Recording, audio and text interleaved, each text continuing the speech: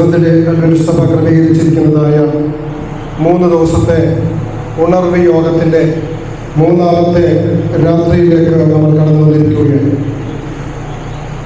ഈ 3ാമത്തെ രാത്രി യോഗം എന്ന് പറയുമ്പോൾ നമ്മൾ ക്രമീകരിച്ചിരിക്കുന്ന ഉണർവ് യോഗത്തിൻ്റെ അവസാന രാത്രിയാണ്. എന്നാൽ നമ്മുടെ ഉണർവിൻ്റെ അവസാനമല്ല, നമ്മുടെ ഉണർവ് ഇവിടെ ആരംഭിക്കുക മാത്രമാണ് ചെയ്യുന്നത്. അത് തുടർന്ന് പോകേണ്ടതും ആവശ്യമാണ്. നിങ്ങളെല്ലാവരെയും കാണുന്നതിന് അതിയായ സന്തോഷം. നിങ്ങൾക്കെല്ലാവർക്കും വേഗം തന്നെ കർത്താവ് യേശു ക്രിസ്തുവിന്റെ നിസ്തുല നാമത്തിലുള്ളതായ എൻ്റെ സ്നേഹം. ഈ മീറ്റിംഗ് നടത്തുവാൻ ഇടയായ കാര്യത്തെക്കുറിച്ച് പക്ഷേ വി കെ ജോണിയുടെ ആമുഖമായി പറയുകയുണ്ടായി. എല്ലാവർക്കും അദ്ദേഹം നന്ദി പറഞ്ഞു. എന്നാൽ അദ്ദേഹത്തിന് നന്ദി പറഞ്ഞില്ല, അദ്ദേഹവും ഒരു നന്ദി അർപ്പിക്കുന്നുണ്ട്. പ്രത്യേകിച്ച് അദ്ദേഹം പറഞ്ഞതുപോലെ അദ്ദേഹത്തിൻ്റെ മക്കൾ വിദേശത്ത് പോവുകയും ജോലിയൊക്കെ ലഭിച്ചു. ഞാൻ മനസ്സിലാക്കുന്നത് ശരിയാണെങ്കിൽ ഇളയ മകൾ ജോലിസിലാണ്. അവൾക്ക് റെഗുലറായിട്ട് സാധനമൊന്നും കിട്ടി തുടങ്ങിയില്ല, കുറച്ച് അഡ്വാൻസ് കിട്ടുന്നുള്ളതാണ് ഞാൻ മനസ്സിലാക്കുന്നത്.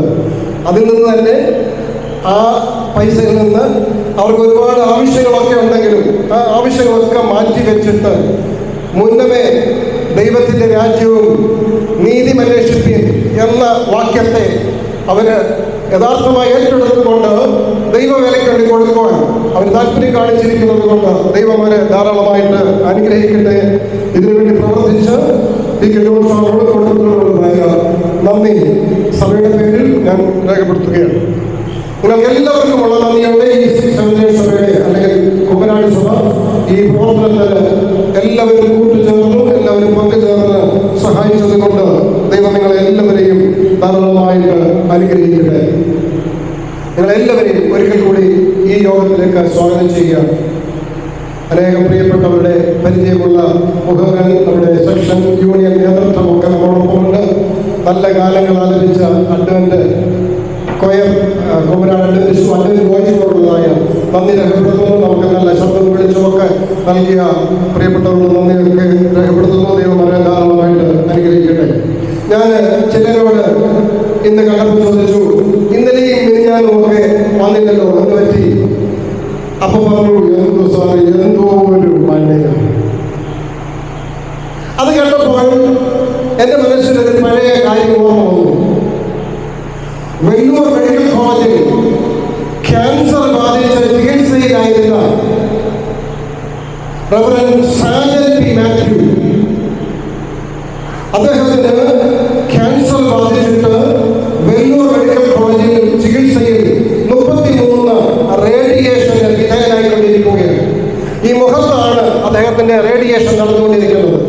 അങ്ങനെ കുറച്ച് റേഡിയേഷനൊക്കെ കഴിഞ്ഞപ്പോൾ അദ്ദേഹത്തിന് വലിയ പ്രയാസം തോന്നിയ, റേഡിയേഷൻ മുന്നോട്ട് കൊണ്ടുപോകാൻ വളരെ വേദനയൊക്കെ തോന്നിയപ്പോൾ അദ്ദേഹത്തിന് ഒരു കത്തോലിക്ക സഭയുടെ പുരോഹിതനായിരിക്കുന്ന ഫാദർ ബോബി ജോസ് കട്ടിക്കാട്ടിൽ എഴുതിയ ഒരു പുസ്തകത്തിലെ ഒരു ഇല്ലസ്ട്രേഷൻ പണ്ട് വായിച്ചത് അദ്ദേഹത്തിന്റെ ഓർമ്മയിൽ വന്നു. ആ ഇല്ലസ്ട്രേഷൻ ഇങ്ങനെയാണ്: 2 പേർ പള്ളിയിലേക്ക് പ്രാർത്ഥിക്കാൻ പോയി.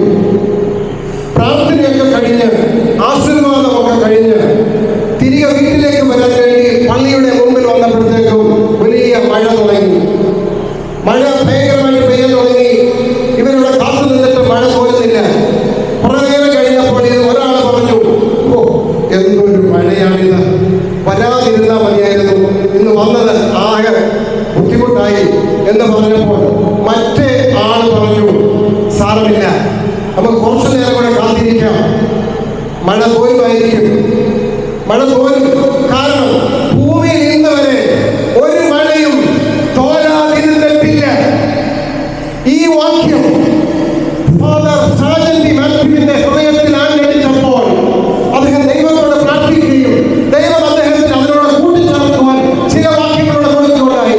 ഒരു മഴയും തോരാതിരുന്നിട്ടില്ല, ഒരു കാറ്റും അടങ്ങാതിരുന്നിട്ടില്ല, ഒരു രാവും പുലരാതിരുന്നിട്ടില്ല, ഒരു നോവും കുറയാതിരുന്നിട്ടില്ല.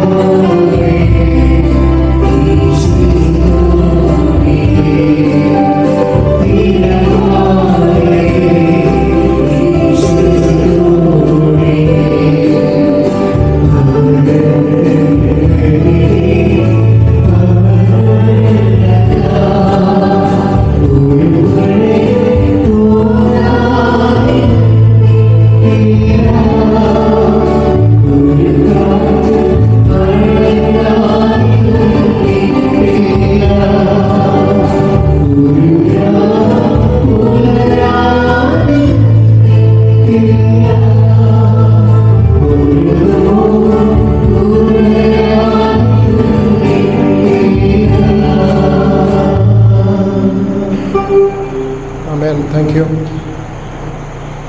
പ്രിയമുള്ളവരെ, ഞാൻ ഇവിടെ നിൽക്കുമ്പോൾ ദൈവത്തിൻ്റെ വചനമാണ് കൈകാര്യം ചെയ്യുന്നത്.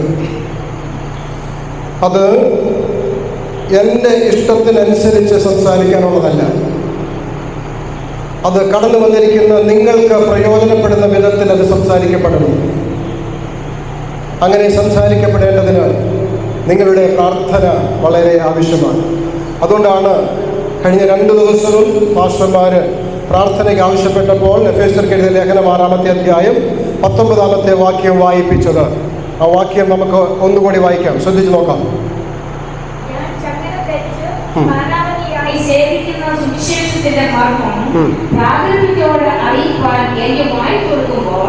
എനിക്ക് വചനം നൽകപ്പെടേണ്ടതിന് ഞാൻ സംസാരിക്കേണ്ടതിനും അത് പ്രാഗൽഭ്യത്തോടെ സംസാരിക്കേണ്ടതിനും പ്രാർത്ഥിക്കും. ഓക്കെ, അപ്പോൾ എനിക്കിഷ്ടമുള്ളതുപോലെ വേണ്ടി സംസാരിക്കാൻ പ്രാർത്ഥിപ്പാനല്ല പറഞ്ഞത്. ദൈവത്തിൻ്റെ വചനം പ്രാഗൽഭ്യത്തോടെ അത് നിങ്ങൾക്ക് കേൾക്കുന്ന നിങ്ങൾക്ക് പ്രയോജനപ്പെടുന്ന വിധത്തിൽ സംസാരിക്കപ്പെടണം. അതിന് നിങ്ങളുടെ പ്രാർത്ഥന ആവശ്യമാണ്. അങ്ങനെയെങ്കിൽ നിങ്ങൾ പ്രാർത്ഥിക്കേണ്ടത്, ദൈവമേ എന്നോട് ഇന്ന് ദൈവം സംസാരിക്കണമേ. ഞാൻ ഇന്ന് കടന്നു വന്നത് നമ്മൾ സാജൻ പി മാത്യു പാടിയതുപോലെ ഒരു തുരങ്കത്തിലൂടെയുള്ള യാത്രയിൽ ഇരുട്ട് നിറഞ്ഞു നിൽക്കുമ്പോൾ എവിടെ വരെ എത്തിയെന്നറിയാൻ വയ്യാതെ, മുന്നോട്ട് എത്രത്തോളം ഇനി പോകണമെന്നറിയാൻ വയ്യാതെ നിൽക്കുമ്പോൾ ഒരു മിന്നാമിനുങ്ങിൻ്റെ ചെറിയ വെളിച്ചത്തിൻ്റെ പ്രകാശം നമ്മളെ പ്രത്യാശയിലേക്ക് നയിക്കുന്നത് പോലെ ഞാൻ ഇന്ന് വലിയ ഭാരത്തോടെയാണ് ഇവിടെ കടന്നു വന്നിരിക്കുന്നതെങ്കിൽ ആ ഭാരത്തിൽ നിന്ന് പ്രത്യാശയോടെ കടന്നു പോകുവാൻ ദൈവമേ അവിടുന്ന് എനിക്ക് വചനം അയച്ചു തന്ന് എന്നെ സഹായിക്കണമേ എന്ന് നിങ്ങൾ പ്രാർത്ഥിക്കണം. നിങ്ങളോട് സംസാരിക്കുവാനാണ് നിങ്ങൾ പ്രാർത്ഥിക്കേണ്ടത്. ദൈവത്തിൻ്റെ വചനം ഒരു വാക്യം കൂടി അതിനോട് കൂട്ടിച്ചേർത്ത് വായിക്കുവാൻ ഞാൻ ആഗ്രഹിക്കുകയാണ്. 2 തിമോഥെയോസിന്റെ എഴുതിയ ലേഖനം 2-ാമത്തെ അധ്യായം 15, 16, 17 വാക്യം. സത്യവചനത്തെ യഥാർത്ഥമായി പ്രസംഗിച്ചുകൊണ്ട് ലജ്ജിപ്പാൻ സംഗതിയില്ലാത്ത വേലക്കാരനായി അതിന് 16, 17 ഭക്തിവിരുദ്ധമായ വൃഥ ആലാപങ്ങളെ ഒഴിഞ്ഞിരിക്കുക. ആ വകക്കാർക്ക് അഭക്തി അധികം മുതിർന്നു വരും. അവരുടെ വാക്ക് അർബുദ വ്യാധി പോലെ തിന്നുകൊണ്ടിരിക്കും. അപ്പോ അങ്ങനെയുള്ളതായ ഭക്തിവിരുദ്ധമായ വൃഥ ആലാപങ്ങളെ കേൾക്കുവാനല്ല നമ്മളിവിടെ ഇരിക്കുന്നത്. ദൈവത്തിൻ്റെ യഥാർത്ഥമായ വചനത്തെ, സത്യവചനത്തെ യഥാർത്ഥമായി കേട്ടുകൊണ്ട് ദൈവത്തോടെ പ്രത്യാശയോടെ സ്നേഹത്തോടെ അനുസരണത്തോടെ ജീവിക്കുവാനാണ്. അതിനായി നിങ്ങളുടെ പ്രാർത്ഥന ആവശ്യമാണ്. നമുക്ക് കണ്ണുകളടയ്ക്കാം, പ്രാർത്ഥിക്കാം. സ്വർഗ്ഗീയ പിതാവേ, വീണ്ടും ഇതാ അടിയങ്ങൾ അങ്ങയുടെ സന്നിധിയിലേക്ക് കടന്നു വരികയാണ്. പ്രത്യേകിച്ച് ഇവിടെ ക്രമീകരിച്ചിരിക്കുന്നതായ ഉണർവ് യോഗത്തിൻ്റെ 3-ാമത്തെ രാത്രി യോഗത്തിലേക്ക് അടിയങ്ങൾ കടന്നു വന്നിരിക്കുകയാണ്. സ്വർഗ്ഗീയ പിതാവേ, കഴിഞ്ഞ 2 രാത്രികളിലായി അങ്ങയുടെ മാറ്റമില്ലാത്ത വചനം അടിയങ്ങളോടൊന്ന് സംസാരിച്ചല്ലോ. ഇന്ന് കർത്താവേ, അങ്ങയുടെ വചനമായി അടിയൻ അങ്ങയുടെ സന്നിധി നിൽക്കുകയാണ്. അവിടുന്ന് അടിയനോട് ഇടപെടണമേ, സംസാരിക്കണമേ. അങ്ങയുടെ ക്രൂശിൽ അടിയനെ മറയ്ക്കണമേ. കേൾക്കുന്ന അങ്ങയുടെ മക്കൾക്ക് പ്രയോജനമാകുന്ന വിധത്തിൽ അങ്ങയുടെ വചനത്തെ സംസാരിപ്പാൻ അടിയനെ ശക്തീകരിക്കണം. പ്രാർത്ഥന കേൾപ്പിക്കുക. സ്തോത്രം സകലതും യേശുവിന്റെ നാമത്തിൽ തന്നെ. ഒരിക്കൽ കൂടി നിങ്ങൾ ഏവരെയും ഈ യോഗത്തിലേക്ക് സ്വാഗതം ചെയ്യുകയാണ്. പ്രിയമുള്ളവരെ, നമ്മളിവിടെ എടുത്തിരിക്കുന്നത് ഉണർവ് യോഗമാണ്. അപ്പോൾ ഉണർവ് എന്ന് പറയുമ്പോൾ ഉണർവില്ലാത്ത ഒരവസ്ഥയിൽ നിന്ന് ഉണർവിൻ്റെ അവസ്ഥയിലേക്ക് വരുന്നതിനെ കുറിച്ചാണ്. ഉണർവില്ലാത്ത അവസ്ഥ എന്ന് പറഞ്ഞാൽ എന്താണ്? എപ്പോഴും നമ്മൾ ഉണരുന്നത് ഒന്നുകിൽ ഉറക്കത്തിൽ നിന്നാണ് ഉണരുന്നത്, അല്ലേ? ഉറക്കത്തിൽ നിന്നാണ് നമ്മൾ ഉണരുന്നത്. അപ്പോൾ ഉണർവില്ലാത്ത അവസ്ഥ എന്ന് പറഞ്ഞാൽ ഉറങ്ങുന്ന അവസ്ഥ. 85-ാം സങ്കീർത്തനത്തിന്റെ 6-ാമത്തെ വാക്യം കഴിഞ്ഞ ദിവസം ഭാഷയുടെ വായിക്കുകയുണ്ടായി. അവിടെ എന്താ പറയുന്നത്? നിന്റെ വചനത്താൽ എന്നെ വീണ്ടും ജീവിപ്പിക്കണമേ. അപ്പോ മരിച്ചു കിടക്കുന്ന അവസ്ഥയിൽ നിന്ന് ജീവിപ്പിക്കുന്ന അവസ്ഥയ്ക്കാണ് ഉണർവ് എന്ന് പറയുന്നത്. വേറൊരർത്ഥത്തിൽ പറഞ്ഞാൽ നിശ്ചലമായ അവസ്ഥയിൽ നിന്ന് ചലിക്കുന്ന അവസ്ഥയിലേക്ക് മാറ്റുന്നതിനാണ് ഉണർവ് എന്ന് പറയുന്നത്. വീണ്ടും പറഞ്ഞാൽ പ്രവർത്തനമില്ലാത്ത അവസ്ഥയിൽ നിന്ന് പ്രവർത്തിക്കുന്ന അവസ്ഥയിലേക്ക് നമ്മളെ മാറ്റുന്നതിനാണ് ഉണർവ് എന്ന് പറയുന്നത്. ജീവനില്ലാത്ത അവസ്ഥയിൽ നിന്നും ജീവിക്കുന്ന അവസ്ഥയിലേക്ക് മാറ്റുന്നതിനാണ് ഉണർവ്. ദൈവത്തിന്റെ സഭയ്ക്ക് ഉണർവിന്റെ ആവശ്യമുണ്ടോ? നിശ്ചയമായും ഉണ്ട്. എന്തുകൊണ്ടാണ് ദൈവസഭയ്ക്ക് ഉണർവ് ആവശ്യമായിരിക്കുന്നത് എന്ന് പത്രോസിന്റെ ലേഖനം 1 പത്രോസിന്റെ ലേഖനം 5-ാമത്തെ അധ്യായം 8-ാമത്തെ വാക്യം വളരെ വ്യക്തമായി പറയുകയാണ്. നിർമ്മതരായിരിപ്പീൻ, ഉണർന്നിരിപ്പീൻ, നിങ്ങളുടെ പ്രതിയോഗിയായ പിശാച് അലറുന്ന സിംഹം പോലെ ആരെ വിഴുങ്ങേണ്ടു എന്ന് തിരഞ്ഞ് ചുറ്റി നടക്കുന്നു. നോക്കണം പ്രിയമുള്ളവരെ, എന്തുകൊണ്ടാണ് ദൈവത്തിന്റെ മക്കൾക്ക് ദൈവസഭയ്ക്ക് ഒരു ഉണർവ് ആവശ്യമായിരിക്കുന്നത്? ആരാണ് നിങ്ങളുടെ പ്രതിയോഗിയായ പിശാച്? എന്ത് ചെയ്യുന്നു? അലറുന്ന സിംഹം പോലെ. സിംഹം അലറുന്നത് എപ്പോഴാണെന്നറിയാമോ? സിംഹത്തിന് വിശക്കുമ്പോഴാ. വിശന്ന് അലറുന്ന സിംഹം അതിന് ഇരയെ കിട്ടാതെ മടങ്ങിപ്പോവുകയില്ല. അങ്ങനെയെങ്കിൽ ഉറങ്ങിക്കിടന്നാൽ നമ്മൾ ആ സിംഹത്തിന്റെ ഇരയായി പോകും. ദൈവത്തിന്റെ ജനങ്ങൾ പിശാചിന്റെ ഇരയായി പോകാതിരിക്കാൻ, ഉണർന്നിരിക്കാൻ ദൈവം നമ്മൾ ആഹ്വാനം ചെയ്യുകയാണ്. അതുകൊണ്ട് തന്നെ കേൾക്കുന്ന ദൈവത്തിന്റെ പ്രിയപ്പെട്ടവരെ, ഉണർന്നിരിപ്പീൻ, ഉണർന്നിരിപ്പീൻ, നിർമ്മതരായിരിപ്പീൻ. പിശാച് കഴിഞ്ഞ ദിവസം നമ്മൾ കേട്ടതുപോലെ ഇടറി വീഴാതിരിപ്പാൻ, അനേകർ ഇടറി വീഴുന്ന അവസ്ഥയിൽ ദൈവത്തിന്റെ മക്കളായിരിക്കുന്ന നമ്മൾ ഇടറി വീഴാതിരിപ്പാൻ ഉണർന്നിരിപ്പീൻ. ഉണർവ് നമുക്ക് വളരെ ആവശ്യമായിരിക്കുകയാണ്. നമ്മൾ എടുത്തിരിക്കുന്ന തീം എന്ന് പറയുന്നത് എന്താ? നമ്മൾ എടുത്തിരിക്കുന്ന തീം മണവാളനെ എതിരേൽപ്പാൻ പുറപ്പെടുക എന്നുള്ളതാണ്. അപ്പോൾ ഉണർവിന്റെ അനുഭവത്തിൽ, ജീവിക്കുന്ന അനുഭവത്തിലാണെങ്കിൽ ആ ജീവനുള്ളതൊക്കെ വളരുക തന്നെ ചെയ്യും.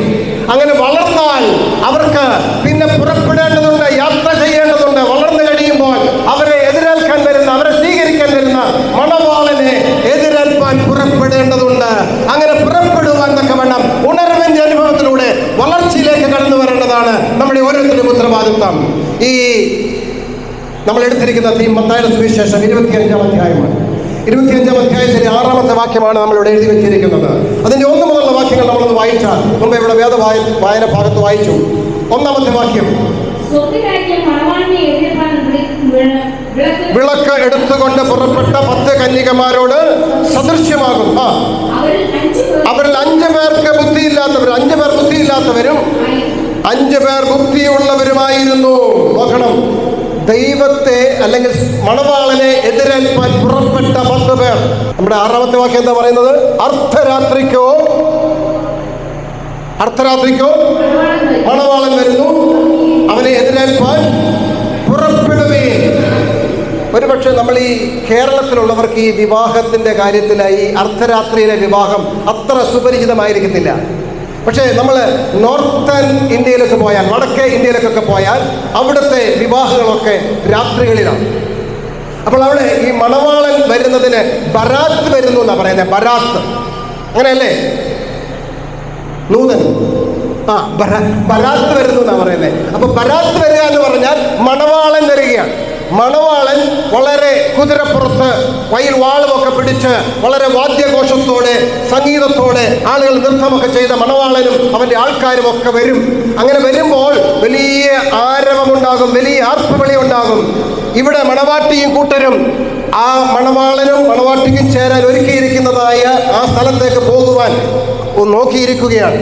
അങ്ങനെ നോക്കിയിരുന്ന സമയത്ത് വരുമെന്ന് പറഞ്ഞിട്ട് ആലോചിച്ച് നോക്കുക. ഡൽഹിയിലാണ് വിവാഹം നടക്കുന്നത്, പഞ്ചാബിൽ നിന്നാണ് മണവാളം വരുന്നത്. ഓർക്കുക, അവരുടെ പറഞ്ഞു ഇത്ര ദിവസം വരും, ഇത്രാം തീയതി വരും, ഇത്ര മണിക്ക് വരും. പക്ഷേ നമുക്കറിയാം നമ്മുടെ ഈ ലോകത്തിലെ യാത്രകളൊക്കെ പറയുന്ന സമയത്തൊന്നും കൃത്യമായി എത്താൻ കഴിഞ്ഞെന്ന് വരികയില്ല.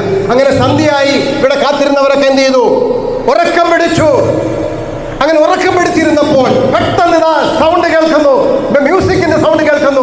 ആർപ്പുവിളി ഉണ്ടായപ്പോൾ ഇവരെല്ലാവരും എഴുന്നേറ്റ് മണവാളിനെ എതിരേൽക്കാൻ പോവുകയാണ്. എതിരേൽക്കാൻ പോകാം, പുറപ്പെടാം എന്ന് എല്ലാവരും പറഞ്ഞതാണ് നമ്മൾ ഈ വാക്യത്തിലൂടെ മനസ്സിലാക്കുന്നത്. പക്ഷെ അവിടെ നമ്മൾ വായിച്ചപ്പോൾ അവിടെ ഒരു കാര്യം പ്രത്യേകമായി ശ്രദ്ധിക്കപ്പെട്ടു. എന്താണ് പറഞ്ഞത്? 5 പേർ ബുദ്ധിയുള്ളവരായിരുന്നു, 5 പേർ ബുദ്ധിയില്ലാത്തവരായിരുന്നു. ദൈവം ആഗ്രഹിക്കുന്നത് ദൈവത്തിൻ്റെ മക്കളെല്ലാവരും ബുദ്ധി ഉള്ളവരായിരിക്കണമെന്നാണ്. നമ്മളെല്ലാവരും ബുദ്ധിയുള്ളവരായിരിക്കണം. ദൈവം നമ്മളെ ബുദ്ധിയുള്ളവരായി തീർക്കാൻ ആഗ്രഹിക്കുകയാണ്. അതുകൊണ്ടാണ് ദൈവത്തിന് മേൽ ഇങ്ങനെ പറയുന്നത്. സദൃശ്യവാക്യങ്ങൾ 6-ാം അധ്യായം 6-ാമത്തെ വാക്യം. സദൃശ്യവാക്യങ്ങൾ 6-ാമത്തെ അധ്യായം 6-ാമത്തെ വാക്യം എന്താ പറയുന്നത്? മടിയ ഉറുമ്പിന്റെ അടുക്കൽ പോയി അതിന്റെ വഴികളെ നോക്കി ബുദ്ധി പഠിക്കുക. നോക്കിക്കേ, ദൈവം നമ്മളോട്, ദൈവജനത്തോട് പോയി പഠിക്കണം? ഉറുമ്പിന്റെ അടുക്കൽ പോയി ബുദ്ധി പഠിക്കണം. താഴ്ത്ത് വായിച്ചേ, 6-ാം അധ്യായം 6-ാമത്തെ വാക്യം താഴ്ത്ത് വായിച്ചേ. അതിന് നായകനും മേൽവിചാരകനുമില്ല. വേനൽക്കാലത്ത് തന്റെ ആഹാരം ഒരുക്കുന്നു. നോക്കിക്കേ, ഉറുമ്പിനൊരു കാര്യം അറിയാം. എന്താ ഉറുമ്പിന് അറിയാവുന്നത്? ഉറുമ്പിന് അറിയാവുന്ന ഒരു കാര്യം, ഇനി മഴക്കാലം വരാൻ പോവുകയാണ്. മഴക്കാലം വരാൻ പോകുന്നത് കൊണ്ട് എന്ത് ചെയ്യണം? മഴക്കാലത്തിന് വേണ്ടി സംഗ്രഹിക്കണം, നിക്ഷേപം നടത്തണമെന്ന് ഉറുമ്പിനറിയാം. അങ്ങനെ ഉറുമ്പ് എന്ത് ചെയ്യുന്നു? വേനൽക്കാലത്തെ കാര്യങ്ങളെല്ലാം നല്ലതായിരിക്കുമ്പോൾ, കാര്യങ്ങളെല്ലാം അത്ര മോശമല്ലാതിരിക്കുമ്പോൾ, നമ്മുടെ നാട്ടിലൊരു ചൊല്ലുണ്ട്, പണ്ടൊരു ചൊല്ലുണ്ട്. എന്താണ്? സമ്പത്ത് കാലത്ത് തൈപത്ത് നട്ടാൽ ആപത്ത് കാലത്ത് കാപത്ത് തിന്നാമെന്ന് പറയുന്നത് പോലെ ഇവിടെ ദൈവത്തിന്റെ വചനം നമ്മളെ ഓർമ്മിപ്പിക്കുകയാണ്. നല്ല കാര്യങ്ങളൊക്കെ നന്നായി പോകുമ്പോൾ എന്ത് ചെയ്യുക? നിങ്ങൾ നിക്ഷേപം നടത്തുക, നിക്ഷേപിക്കുക, ഇൻവെസ്റ്റ് ചെയ്യുക. ഉറുമ്പിന്റെ അടുക്കൽ പോയി നിക്ഷേപം നടത്താനുള്ള ബുദ്ധി പഠിക്കുക. ഉറുമ്പ് ഭാവിയെക്കുറിച്ച് ചിന്തയുള്ള ഉറുമ്പാ. അതുകൊണ്ട് അതെന്ത് ചെയ്തിരിക്കുന്നു? ഭാവിക്ക് വേണ്ടി കരുതുകയാണ്. ഇവിടെ 5 കന്യകമാർ ഭാവിക്ക് വേണ്ടി കരുതാൻ ബുദ്ധിയുള്ളവരായിരുന്നു. എന്നാൽ 5 പേർ എന്ത് ചെയ്തില്ല? അവർ ഇൻവെസ്റ്റ് ചെയ്തില്ല. കാര്യങ്ങളൊക്കെ നന്നായിരുന്നപ്പോൾ പിന്നെയും ഇങ്ങനെയൊക്കെ വരുമെന്ന് വിചാരിച്ച് എന്ത് ചെയ്തു? അവർ നിക്ഷേപം നടത്തിയില്ല, അവരൊന്നും ഇൻവെസ്റ്റ് ചെയ്തില്ല. അതുകൊണ്ടാണ് അവരെ ബുദ്ധിയില്ലാത്തവരെന്ന് വിളിക്കേണ്ടി വന്നത്. ദൈവത്തിന്റെ വചനം അതുകൊണ്ട് നമ്മോട് പറയുന്നു, ഉറുമ്പിന്റെ അടുക്കൽ പോയി ബുദ്ധി പഠിപ്പീൻ. അത് ഭാവിയിലേക്ക് കരുതി വെക്കുന്നത് പോലെ ദൈവജനവും എന്ത് ചെയ്യണം? ഭാവിയിലേക്ക് കരുതി വെക്കണം. ഞങ്ങളുടെ നാട്ടിൽ ഇങ്ങനെ ബുദ്ധിയുള്ളൊരു മനുഷ്യനെ ഞാൻ കഴിഞ്ഞിടെ കാണുകയുണ്ട്. ഞങ്ങളുടെ അടുത്തുള്ളതാണ്, പെയിൻറ്റിങ് പണിയാണ്. അപ്പം അതിലൂടെ പോയപ്പോൾ ഒരു ദിവസം ഞങ്ങളുടെ വീട്ടിൽ കയറി വന്നു. അപ്പോൾ വീട്ടിൽ അല്പസ്വല്പം പെയിൻറ്റിൻ്റെ പണിയൊക്കെ ഉണ്ടായിരുന്നു, അത് ചെയ്യിക്കാമെന്ന് വിചാരിച്ചു. അപ്പോൾ ഈ പയ്യൻ എന്നോട് പറയുക, അച്ചായ അവിടെയൊക്കെ കിടക്കുന്ന പൈപ്പിൻ്റെ ഒക്കെ GI പൈപ്പിൻ്റെ ഒക്കെ മുറികൾ അതെല്ലാം ഞാൻ എടുത്തോട്ടെ. അങ്ങനെ ചെറിയ ചെറിയ പീസുകൾ, വലിയ നമുക്ക് നമ്മുടെ ഒറ്റ നോട്ടത്തിൽ വലിയ ആവശ്യങ്ങളൊന്നും ഉള്ളതായിട്ട് തോന്നുന്നതല്ല. പല തുണ്ടുകൾ അവിടെ ഇവിടെ കിടക്കുന്നു. അപ്പോൾ ഞാൻ പറഞ്ഞു എന്നാൽ എടുത്തോളാൻ പറഞ്ഞു. അപ്പം ഞാൻ ഇന്നതെല്ലാം കൂട്ടി വെക്കാം, വേറെ ദിവസം വന്ന് എടുത്തോണ്ടപ്പോൾ അവനത് കണ്ടതെല്ലാം മറക്കി വെച്ചു. എന്നിട്ട് എന്നോട് പറഞ്ഞു, പറമ്പിലൊക്കെ നോക്കുമ്പോൾ എവിടെയെങ്കിലും തുണ്ടുകൾ കിടന്നാൽ ഒക്കെ അച്ഛനൊന്ന് മറക്കി വെച്ചേക്കണം, ഞാൻ പിന്നെ എടുത്തോളാം. ഞാൻ പിന്നെ ചോദിച്ചു, എടാ രാജേഷ് എന്നാ അവൻ്റെ പേര്, രാജേഷ് നീ എന്തിനാ ഈ തുണ്ടെല്ലാം കൂടെ മറക്കി വെച്ചത്? അച്ചായ മഴക്കാലം വരാൻ പോവുക, അന്ന് പണി കാണത്തില്ല. അപ്പോൾ ഈ തുണ്ട് എനിക്ക് എന്ത് ചെയ്യാം? ആക്രിക്ക് കൊടുത്താൽ കാശ് കിട്ടും, എൻ്റെ കാര്യം നടക്കും. നോക്കിക്കേ, നമ്മൾ സാധാരണ വഴി നടക്കുന്ന ഒരു പെയിന്ററിന് ഇവനൊക്കെ ഇവനൊക്കെ എന്ത് ബുദ്ധിയുള്ളവനെന്ന് വിചാരിക്കും. പക്ഷേ അവൻ കണ്ട സാഹചര്യത്തെ, അവൻ്റെ ഭാവിയെ ചിന്തിച്ചുകൊണ്ട് അവൻ കരുതുന്നത് കണ്ടോ? ദൈവമക്കൾ എത്രമാത്രം കരുതുന്നുണ്ട്. ദൈവം നമ്മോട് പറയാണ് ദൈവവചനത്തിലൂടെ, നിങ്ങൾ ഉറുമ്പിന്റെ അടുക്കൽ പോയി എന്ത് ചെയ്യണം? ബുദ്ധി പഠിപ്പീൻ. ദൈവം ആഗ്രഹിക്കുന്നത് നമ്മൾ എല്ലാവരും സമ്പന്നരായിരിക്കണമെന്നാണ്. എത്ര പേർ സമ്പന്നരാകാൻ ആഗ്രഹിക്കുന്നുണ്ട്? സമ്പന്നനാരെല്ലാവരും ആഗ്രഹിക്കുന്നുണ്ടോ? കൈകൾ എല്ലാവരും പൊങ്ങുമെന്ന് ഞാൻ വിചാരിച്ചത്, പക്ഷെ കുറച്ച് കയ്യേ പൊങ്ങിയുള്ളൂ. ദൈവം ആഗ്രഹിക്കുന്നത് നമ്മളെല്ലാവരും സമ്പന്നരാകണമെന്നാണ്. നമുക്ക് വായിക്കാം യാക്കോബിന്റെ ലേഖനം 2-ാമത്തെ അധ്യായം 5-ാമത്തെ വാക്യം. യാക്കോബ് 2:5.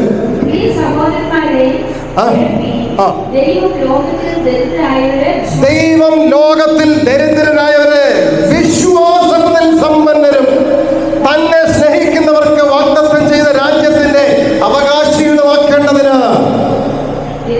തിരഞ്ഞെടുത്തിരിക്കുന്നില്ലയോ? അപ്പോ ഞാൻ ഇന്ന് സംസാരിക്കുന്ന സമ്പത്ത് ലൗകികമായ സമ്പത്തിലേക്കല്ല, ലൗകികപരമായ സമ്പത്തിലേക്ക് വേണ്ടി ഇൻവെസ്റ്റ് ചെയ്യാൻ വേണ്ടിയല്ല നിങ്ങളോട് ഇന്ന് ഞാൻ സംസാരിക്കാൻ ആഗ്രഹിക്കുന്നത്. മറിച്ച് ആത്മീയമായ വിശ്വാസമെന്ന സമ്പത്ത് ശേഖരിക്കാനാണ്, വിശ്വാസമെന്ന സമ്പത്തിലേക്ക് നിക്ഷേപം നടത്തുവാനാണ്. ദൈവം നിങ്ങളെ തെരഞ്ഞെടുത്തത് എന്തിനാണ് എന്ന് നമ്മൾ വായിച്ചത്. നിങ്ങൾ ദരിദ്രരായിരുന്നിട്ടും എന്ത് ചെയ്തു? വിശ്വാസത്തിൽ സമ്പന്നരാകേണ്ടതിന്, തന്നെ സ്നേഹിക്കുന്നവർക്ക് വാഗ്ദത്തം ചെയ്ത രാജ്യത്തിന്റെ അവകാശികളുമായി തീരേണ്ടതിന് ദൈവം നിങ്ങളെ തിരഞ്ഞെടുത്തിരിക്കുകയല്ലയോ? ദൈവം എന്തിനാണ് നമ്മളെ തിരഞ്ഞെടുത്തിരിക്കുന്നത്? ഇപ്പൊ നമ്മൾ രണ്ട് കാര്യം കണ്ടു. ഒന്ന്, ദൈവം നമ്മോട് പറയുകയാണ് ബുദ്ധി പഠിക്കണം, ബുദ്ധിയുള്ളവരാണ്. ഉറുമ്പിന്റെ അടുക്കൽ പോയി ബുദ്ധി പഠിക്കണം. ഭാവിയെ കുറിച്ച് നമുക്ക് ചിന്ത വേണം. ഭാവിയിൽ പ്രയാസമുള്ള കാലം വരുന്നു, ദുർഘടമായ സമയം വരാൻ പോകുമ്പോൾ അന്ന് നമുക്ക് ബുദ്ധിമുട്ടുണ്ടാകാതിരിക്കാൻ, അല്ലേ? എല്ലാ വർഷവും സ്കൂൾ തുറക്കുമ്പോൾ നമ്മൾ കേൾക്കുന്ന ഒരു പരാതിയാണ്. എന്താ കേൾക്കുന്നത്?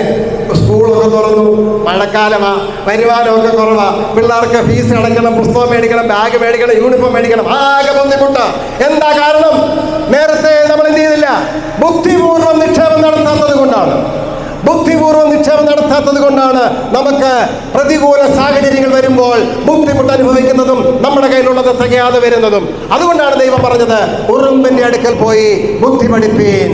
ഉറുമ്പിന്റെ അടുക്കൽ പോയി ബുദ്ധി പഠിപ്പീൻ. ഭാവിയിലെ പ്രശ്നങ്ങൾ, ഭാവിയിലെ അവസ്ഥകൾ മാറി വരും. ഇപ്പോഴത്തെ പോലെ എന്നും ഉണ്ടാകുമെന്ന് വിചാരിക്കരുത്. എന്താ നമ്മൾ വെളിപ്പാട് പുസ്തകത്തിൽ വായിക്കുന്നത്? വെളിപ്പാട് പുസ്തകം 13-ാം അധ്യായത്തിന്റെ 17-ാമത്തെ വാക്യം വായിക്കുന്നത് എന്താണ്? ആ കാലത്ത് എന്ത് ചെയ്യും? ഒരു മനുഷ്യൻ ആർക്കും വാങ്ങുവാനോ വാങ്ങുവാനോ വയ്യാത്ത കാലം വരും. വിൽക്കുവാനോ ആർക്കും വിൽക്കുവാനോ വാങ്ങുവാനോ വയ്യാത്ത കാലം വരുമെന്ന് വെളിപ്പാട് പുസ്തകം 13-ാം അധ്യായം 17-ാമത്തെ വാക്യത്തിൽ കാണുകയാണ്. പ്രിയമുള്ളവരെ, ഉറുമ്പിനറിയാം മഴക്കാലം വരാൻ പോകുന്നുവെന്ന്. എന്ന വേദപുസ്തകം പറയുന്നു മഴക്കാലം മാത്രമല്ല, പിന്നെയോ വലിയ വലിയ കാറ്റുകൂടെ വരാൻ പോകുന്നു. മഴയും കാറ്റും കൊടുങ്കാറ്റും ഒക്കെ അടിക്കാൻ പോകുന്നു. വെളിപ്പാട് പുസ്തകം 7-ാം അധ്യായം 1-ാമത്തെ വാക്യം വായിച്ചുള്ള പറയുകയാണ് എന്താണ്? 4 ദിക്കിലുമുള്ളതായ 4 കാറ്റ് അഴിച്ചുവിടാൻ പോകുന്നു. അങ്ങനെ കാറ്റിന്റെ ദിനങ്ങൾ വരാൻ പോകുമ്പോൾ, കൊടുങ്കാറ്റിന്റെ ദിവസങ്ങൾ വരാൻ പോകുമ്പോൾ, ദുർഘട സമയങ്ങൾ വരാൻ പോകുമ്പോൾ എങ്ങനെ നിലനിൽക്കാൻ കഴിയും? നിലനിൽക്കാൻ കഴിയണമെങ്കിൽ നിങ്ങളുടെ വിശ്വാസത്തിൽ നിങ്ങൾ സമ്പന്നരായിരിക്കണം. നിങ്ങളുടെ വിശ്വാസത്തെ നിങ്ങൾ ഊട്ടി ഉറപ്പിച്ച് അതിന്റെ അടിസ്ഥാനത്തെ ഉറപ്പിച്ചവരായിരിക്കണം. എങ്കിൽ മാത്രമേ പ്രശ്നങ്ങൾ വരുമ്പോൾ അതിനെ അതിജീവിക്കുവാൻ കഴിയത്തുള്ളൂ. അതുകൊണ്ടാണ് കർത്താവ് ഇങ്ങനെ പറഞ്ഞത്. ലൂക്കോസിന്റെ സുവിശേഷം 18-ാം അധ്യായം 8-ാമത്തെ വാക്യത്തിൽ എങ്ങനെ പറഞ്ഞത്? എന്താ പറഞ്ഞത്? എന്നാൽ മനുഷ്യപുത്രൻ വരുമ്പോൾ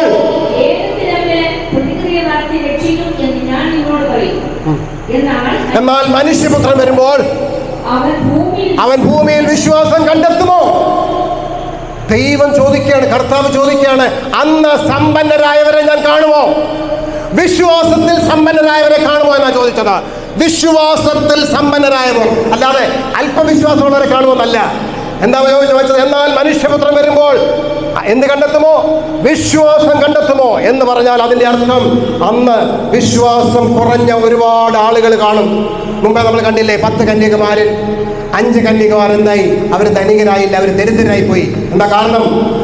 തക്ക സമയത്ത് അവർക്ക് ലഭിച്ചിരുന്നതിനെ നിക്ഷേപിക്കാഞ്ഞത് കൊണ്ട്, അവരെ ഭാവിക്ക് വേണ്ടി കരുതാഞ്ഞത് കൊണ്ട് അവരെ ബുദ്ധിയില്ലാത്തവരായും ദരിദ്രരായും നമ്മൾ കാണപ്പെടുകയാണ്.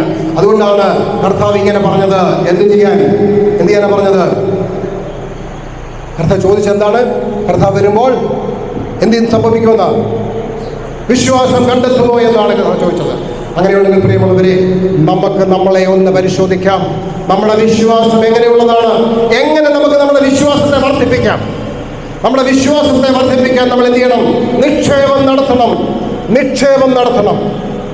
നിക്ഷേപം എങ്ങനെ നടത്താൻ കഴിയുമെന്നതിനെ കുറിച്ച് ഈ മത്തായിയുടെ സുവിശേഷം നമ്മൾ 13 വരെയാണ് ഈ കാര്യം പറയുന്നത്, ഈ മണവാളന്റെ കാര്യം പറയുന്നത്. 14-ാമത്തെ വാക്യം, മത്തായിയുടെ സുവിശേഷം 25-ാം അധ്യായത്തിൽ 14-ാമത്തെ വാക്യം എന്താ പറയുന്നത് നോക്കാം. ഒരു മനുഷ്യൻ പരദേശത്ത് പോകാൻ നേരത്ത്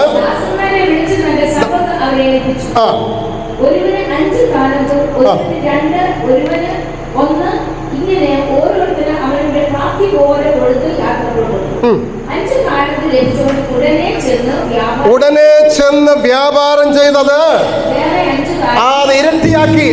പ്രിയമുള്ളവരെ, എന്നെ കേൾക്കുന്ന ദൈവത്തിന്റെ മക്കളെ, ദൈവം പറയുകയാണ്, നിങ്ങൾക്ക് ദൈവം തന്നിരിക്കുന്ന താലന്ത്, നിങ്ങൾക്ക് ദൈവം തന്നിരിക്കുന്ന സമ്പത്ത് എന്ത് ചെയ്യണം? അത് വ്യാപാരം ചെയ്യണം. അത് വ്യാപാരം ചെയ്ത് അതിനെ ഇരട്ടിയാക്കണം. അങ്ങനെയാണ് നമ്മൾ സമ്പത്ത് വർദ്ധിപ്പിക്കുന്നത്. അപ്പോൾ ഈ ട്രേഡിങ്, വ്യാപാരം ചെയ്യും. ഇന്ന് നമ്മൾ ടി വിയിലും പത്രത്തിലും ഒക്കെ ഒരുപാട് പരസ്യങ്ങൾ കാണാറുണ്ട്. എന്താണ്? ഷെയർ മാർക്കറ്റിൽ ഇൻവെസ്റ്റ് ചെയ്യുക, മ്യൂച്വൽ ഫണ്ടിൽ ഇൻവെസ്റ്റ് ചെയ്യുക എന്നൊക്കെ പറയുന്നത് നമ്മൾ കേൾക്കാറുണ്ട്, കാണാറുണ്ട്. ഈ ഇൻവെസ്റ്റ് ചെയ്യേണ്ടത് എപ്പോഴാണെന്ന് അറിയാമോ? ഒരു കൊമോഡിറ്റിയുടെ വില കുറഞ്ഞിരിക്കുമ്പോഴാണ്. ഒരു കൊമോഡിറ്റിക്ക് വില കുറഞ്ഞിരിക്കുമ്പോൾ വേണം എന്ത് ചെയ്യാൻ? അത് വാങ്ങാൻ. എന്നിട്ട് എന്ത് ചെയ്യണം?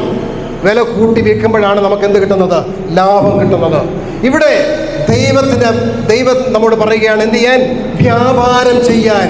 വ്യാപാരം ചെയ്യണം. നമ്മൾ പറയും എന്താണ്, നമുക്ക് വാങ്ങാൻ നമ്മുടെ കയ്യിൽ പൈസയില്ല. യെശയ്യാ പ്രവചനം 55-ാം അധ്യായം 1-ാമത്തെ വാക്യം എന്താ പറയുന്നത് നോക്കാം. അല്ലയോ ദാഹിക്കുന്ന ഏവരുമായുള്ളവരെ, ദ്രവ്യമില്ലാത്തവരുമായുള്ളവരെ, വെള്ളത്തിൽ വരുവീൻ, വന്നു വാങ്ങി തിന്നുവീൻ. നിങ്ങൾ വന്ന് ദ്രവ്യവും വിലയും കൂടാതെ വീഞ്ഞും പാലും വാങ്ങിക്കൊള്ളുവീൻ. അപ്പൊ ദൈവം പറയുക, എന്താ പറഞ്ഞത്? നിങ്ങളുടെ ഇപ്പോ വാങ്ങാൻ പണമില്ലെങ്കിലും കുഴപ്പമില്ല, വരുവീൻ, ഞാൻ നിങ്ങൾക്ക് ആദ്യത്തെ മൂലധനം ഫ്രീ ആയിട്ട് തരാം, വന്ന് ഫ്രീ ആയി വാങ്ങുവീൻ. പക്ഷെ വാങ്ങിയ നിങ്ങൾ എന്ത് ചെയ്യണം? അത് അങ്ങനെ കൊണ്ടുപോയി വീട്ടിൽ കൊണ്ട് കുഴിച്ചു വെക്കാനല്ല, തലയുടെ കീഴിൽ വെച്ചേക്കാനല്ല. പിന്നെ എന്ത് ചെയ്യണം? അത് വ്യാപാരം ചെയ്യണം. ഈ വ്യാപാരം ചെയ്യുന്ന എന്തുവാ? വ്യാപാരം ചെയ്യാന്ന് പറഞ്ഞാൽ കൊടുക്കുക എന്നാ, അല്ലേ? അതായത് നമ്മൾ എന്ത് ചെയ്യണം? സ്വീകരിക്കുന്നു. നമുക്ക് ലഭിച്ചത് നമ്മൾ എന്ത് ചെയ്യുന്നു? ഡിസ്ട്രിബ്യൂട്ട് ചെയ്യുന്നു, നമ്മൾ കൊടുക്കുന്നു. അങ്ങനെ കൊടുക്കുമ്പോൾ, മറ്റുള്ളവർക്ക് കൊടുക്കുമ്പോൾ എന്ത് ചെയ്യുന്നു? നമ്മുടേത് വർദ്ധിക്കുന്നു. അതിനല്ലേ വ്യാപാരം എന്ന് പറയുന്നത്. എങ്ങനെ ഈ വ്യാപാരത്തിലൂടെ നമുക്ക് സമ്പന്നരാകാം എന്നതിനെ കുറിച്ച് നമ്മൾ മനസ്സിലാക്കേണ്ടതുണ്ട്. അപ്പോൾ കാര്യങ്ങളൊക്കെ നന്നായി പോകുമ്പോൾ, നമുക്ക് ഇങ്ങനെ വ്യാപാരം ചെയ്ത് നമ്മുടെ സമ്പത്ത് ഇരട്ടിപ്പിക്കാൻ കഴിയുന്നില്ലെങ്കിൽ, കാര്യങ്ങൾ മോശമാകുമ്പോൾ നമ്മൾ എന്ത് ചെയ്യും? യിരെമ്യാ പ്രവചനം 12-ാം അധ്യായം 5-ാമത്തെ വാക്യം എന്താ പറയുന്നത്? കാലാളുകളോടെ ഓടിയിട്ട് നിങ്ങൾ ക്ഷീണിച്ചു പോകുന്നെങ്കിൽ കുതിരകളോടുകൂടെ നിങ്ങൾ എങ്ങനെ ഓടും? വാക്യം വായിച്ചേ. സമാധാനമുള്ള ദേശത്ത് നീ നിർഭയനായിരിക്കും, എന്നാൽ യോർദ്ദാന്റെ വൻകാട്ടിൽ നീ എന്ത് ചെയ്യും? സമാധാനമുള്ള ദേശത്ത് ഇപ്പൊ സമാധാനം വേണ്ട നീ. നമുക്ക് കുഴപ്പമൊന്നുമില്ല, നമ്മളിങ്ങനെ ഇരിക്കുക, എനിക്ക് കുഴപ്പമൊന്നുമില്ല, പള്ളി പോയാലും കുഴപ്പമില്ല, പള്ളി പോയില്ലെങ്കിൽ കുഴപ്പമില്ല, കൺവെൻഷൻ പോയാലും കുഴപ്പമില്ല, കൺവെൻഷൻ പോയില്ലെങ്കിൽ കുഴപ്പമില്ല, ഇപ്പൊ ഒരു പ്രശ്നവുമില്ല. പക്ഷേ ഇങ്ങനെ പോയാൽ യോർദ്ദാന്റെ കാടുകളിൽ ചെല്ലുമ്പോൾ നീ എന്ത് ചെയ്യും? നീ കാലാളുകളോട് കൂടി ഓടിയിട്ട് തോറ്റുപോയാൽ, ക്ഷീണിച്ചു പോയാൽ, കുതിരകളോട് കൂടി എങ്ങനെ ഓടും? നമുക്ക് കുതിരകളോട് കൂടിയാണ് നമ്മളെ ഓടാൻ വിളിക്കുന്നത്, പ്രിയമുള്ളവരെ. അങ്ങനെയെങ്കിൽ കാലാളുകളോട് ഓടുന്ന സമയത്ത് നമുക്ക് കിട്ടിയിരിക്കുന്ന വിശ്വാസത്തിന്റെ സമ്പത്തിനെ നമ്മൾ വ്യാപാരം ചെയ്യണം, ഇരട്ടിപ്പിക്കണം. എങ്ങനെ ഇരട്ടിപ്പിക്കാം? നമുക്കത് എങ്ങനെ ഇരട്ടിപ്പിക്കാം? 2 രാജാക്കന്മാരുടെ പുസ്തകത്തിലൊരു കഥയുണ്ട്. 2 രാജാക്കന്മാരുടെ പുസ്തകം 4-ാമത്തെ അധ്യായം 1 മുതൽ 3 വരെ വായിക്കുമ്പോൾ അവിടെ ഒരു സംഭവം നമുക്ക് മനസ്സിലാക്കാൻ കഴിയും. എന്താണ് അവിടെ പറയുന്നത്? പ്രവാചക ശിഷ്യന്മാരിൽ ഒരു ഭാര്യ എന്ത് ചെയ്തു? 2 രാജാക്കന്മാരുടെ പുസ്തകം 4-ാമത്തെ അധ്യായം 1 മുതൽ 3 വരെ എന്താ പറയുന്നത്? പ്രവാചക ശിഷ്യന്മാരുടെ ഭാര്യമാരിൽ ഒരുത്തി എന്ത് ചെയ്തു? എലീശയോട് വന്ന് നിലവിളിച്ചു. കിട്ടിയില്ലേ? പ്രവാചക ശിഷ്യന്മാരുടെ ഭാര്യമാരിൽ ഒരുത്തി എലീശയോട് നിലവിളിച്ചു, നിന്റെ ദാസനായ എന്റെ ഭർത്താവ് മരിച്ചുപോയി, നിന്റെ ദാസൻ യഹോവ ഭക്തനായിരുന്നു എന്ന് നിനക്കറിയാമല്ലോ. ഇപ്പോൾ കടക്കാരൻ എന്റെ 2 മക്കളെ പിടിച്ചു അടിമകളാകുവാൻ വന്നിരിക്കുന്നു എന്ന് പറഞ്ഞു. എലീശ അവിടെ അവളോട് ചോദിക്കുകയാണ്, ഞാൻ നിനക്ക് എന്ത് ചെയ്തു തരണം? പറക, നിന്റെ വീട്ടിൽ എന്തുണ്ട്? എലീശ അവൾ ചോദിക്കുകയാണ്. നമ്മൾ ഒരു ആവശ്യം ഉന്നയിച്ചു. എലീശയോട്, ദൈവത്തിന്റെ പ്രവാചകനോട് നമ്മളൊരു ആവശ്യം ഉന്നയിച്ചപ്പോൾ അത് കേൾക്കാതെ പോവുകയല്ല പ്രവാചകൻ ചെയ്തത്. പ്രവാചകനോട് നിന്നു, ചോദിച്ചു, ഞാൻ നിനക്ക് എന്ത് ചെയ്തു തരണം? പ്രിയമുള്ളവരെ, എന്നെ കേൾക്കുന്ന ദൈവത്തിന്റെ മക്കളെ, നമ്മൾ ഓരോ രാവിലെയും ഓരോ രാത്രിയിലും നമ്മുടെ ആവശ്യങ്ങൾ പറയുമ്പോൾ ദൈവം നമ്മോട് പറയുകയാണ്, ഞാൻ നിനക്ക് എന്ത് ചെയ്തു തരണമെന്ന്. നമുക്കറിയാം, കർത്താവ് ഈ ഭൂമിയിലായിരുന്നപ്പോൾ അനേകർ കർത്താവിനെ കാണാൻ പോയി, അല്ലേ? ഒരു മനുഷ്യൻ കർത്താവിനെ കാണാൻ പോയപ്പോൾ, കുരുടനായ മനുഷ്യൻ കർത്താവ് വരുന്നത് അറിഞ്ഞിട്ട് എന്ത് ചെയ്തു? കർത്താവെ എന്ന് വിളിച്ചു. ആളുകൾ അവനെ എന്ത് ചെയ്തു? ശാസിച്ച് അവിടെ ഇരുത്തി. പക്ഷെ അവൻ എന്ത് ചെയ്തു? അവൻ മിണ്ടാതിരുന്നില്ല. അവന് കഴിയാവുന്നത്ര ഉച്ചത്തിൽ ഉറക്കെ വിളിച്ചു, ദാവീദ് പുത്ര, എന്നോട് കരുണ കാണിക്കണമേ എന്ന് പറഞ്ഞു. യേശു തന്റെ യാത്രയിൽ, നടന്നുകൊണ്ടിരുന്ന യാത്രയെ അവിടെ നിർത്തി. യേശു അവിടെ നിന്നു. അവനെ അടുക്കൽ വിളിച്ചു. അവനോട് ചോദിച്ചു, ഞാൻ നിനക്ക് എന്ത് ചെയ്തു തരണം? ദൈവം അവനെ കാഴ്ച കൊടുത്തു. ഇങ്ങനെ ഇവിടെ എലീശ അവളോട് പറയുകയാണ്, ഞാൻ നിനക്ക് എന്ത് ചെയ്തു തരണം? അടുത്ത വാക്യം ചോദിക്കുകയാണ്, നിന്റെ വീട്ടിൽ എന്തുണ്ട്? അവൾ പറഞ്ഞു, ഒരു ഭരണി എണ്ണയല്ലാതെ അടിയന്റെ വീട്ടിൽ വേറെ യാതൊന്നുമില്ല. എലീശ പറഞ്ഞു, നിന്റെ പ്രശ്നങ്ങൾ പരിഹരിക്കാൻ നിന്റെ കയ്യിലിരിക്കുന്ന ഈ നിക്ഷേപം മതി. പക്ഷേ ഈ നിക്ഷേപം നീ എന്ത് ചെയ്യണം? വ്യാപാരം ചെയ്ത് അതിനെ വർദ്ധിപ്പിക്കണം. എലീശ പറഞ്ഞു, നീ എന്ത് ചെയ്യണം? നീ വീട്ടിൽ പോയി അയൽവക്കത്തോട്ട് പോയിട്ട് ഒഴിഞ്ഞ പാത്രങ്ങൾ വാങ്ങിക്കൊണ്ട് വരണം. എന്നിട്ട് നിന്റെ കയ്യിൽ ഇരിക്കുന്ന ഈ എന്ത് ചെയ്യണം? അല്പം എണ്ണ പകരണം. നീ ആ empty vessel pour ചെയ്യുമ്പോൾ, when you pour that oil into the other empty vessel, your vessel will be filled. നോക്കിക്കേ, എലീശ അവിടെ പറയുകയാണ്, നിന്റെ പ്രശ്നത്തിന് വേണ്ടി നീ അവിടെ ഇവിടെ ഓടി നടക്കണ്ട. നിന്റെ പ്രശ്നത്തിന്റെ പരിഹാരം നിന്നിൽ തന്നെയുണ്ട്. നിന്റെ പ്രശ്നത്തിന്റെ പരിഹാരം നിന്നിൽ തന്നെയുണ്ട്. പക്ഷെ നീ എന്ത് ചെയ്തിരിക്കുകയാണ്? നിനക്ക് കിട്ടിയിരിക്കുന്ന നിക്ഷേപത്തെ വ്യാപാരം ചെയ്യാതെ കുഴിച്ചിട്ടിരിക്കുകയാണ്. അതുകൊണ്ട് മൂടി വെച്ചിരിക്കുകയാണ്. ദൈവം പറയുന്നു, അത് വ്യാപാരം ചെയ്ത് അത് ഇരട്ടിപ്പിക്കണം. ഇരട്ടിപ്പിക്കാൻ എന്താ മാർഗം? വെളിയിലേക്ക് ഇറങ്ങണം, ചുറ്റുപാടിലേക്ക് നോക്കണം. എത്രയോ ഒഴിഞ്ഞ പാത്രങ്ങൾ, എത്രയോ ദൈവത്തെ കേട്ടിട്ടില്ലാത്തവർ, ദൈവത്തെ മനസ്സിലാക്കിയിട്ടില്ലാത്തവർ, സത്യം അറിഞ്ഞിട്ടില്ലാത്തവർ, ഈ വചനം വേദപുസ്തകം വായിച്ചിട്ടില്ലാത്ത എത്രയോ പേർ നമുക്ക് ചുറ്റുമുണ്ട്. അതൊക്കെ ഒഴിഞ്ഞ പാത്രങ്ങളാണ്. അവിടെ ചെന്നിട്ട് നമ്മുടെ കയ്യിലിരിക്കുന്ന ഈ വിശ്വാസത്തിന്റെ താലന്ത്, ഈ പരിശുദ്ധാത്മാവിന്റെ എണ്ണ അവരിലേക്ക് പകരുമ്പോൾ നമ്മുടെ ഭരണിയിലെ എണ്ണ നിറഞ്ഞുകൊണ്ടേയിരിക്കും. അങ്ങനെയാണ് നമ്മൾ മൾട്ടിപ്ലൈ ചെയ്യുന്നത്. അങ്ങനെയാണ് നമ്മൾ വിശ്വാസത്തെ വർദ്ധിപ്പിക്കുന്നത്. അങ്ങനെയാണ് നമ്മുടെ നിക്ഷേപത്തെ നമ്മൾ വർദ്ധിപ്പിക്കുന്നത്. അതാണ് ദൈവം പറഞ്ഞത്. എന്താണ്? നിങ്ങളുടെ വിശ്വാസം വ്യാപാരം ചെയ്ത് വർദ്ധിപ്പിക്കണം, നിക്ഷേപം നടത്തണം. കാരണം എന്താണെന്നറിയാമോ? ദൈവം പറയുന്നതിന്റെ കാരണം, ഇങ്ങനെ പറയുന്നതിന്റെ കാരണം, നിങ്ങൾ നിക്ഷേപം നടത്തണം, നിങ്ങൾ വ്യാപാരം ചെയ്ത് ഇരട്ടിപ്പിക്കണം എന്ന് പറയുന്നതിന്റെ കാരണം എന്താണെന്നറിയാമോ? ഇതൊന്നും ലഭ്യമല്ലാത്തൊരു കാലം വരാൻ പോകുന്നു. ആമോസിന്റെ പ്രവചനം 8-ാം അധ്യായം 11-ാമത്തെ വാക്യം എന്താ പറയുന്നത്? ആമോസ് 8:11, അപ്പത്തിനായിട്ടുള്ള വിശപ്പല്ല, വെള്ളത്തിനായിട്ടുള്ള ദാഹവുമല്ല, പിന്നെയോ യഹോവയുടെ വചനങ്ങളെ കേൾക്കേണ്ടതിന്.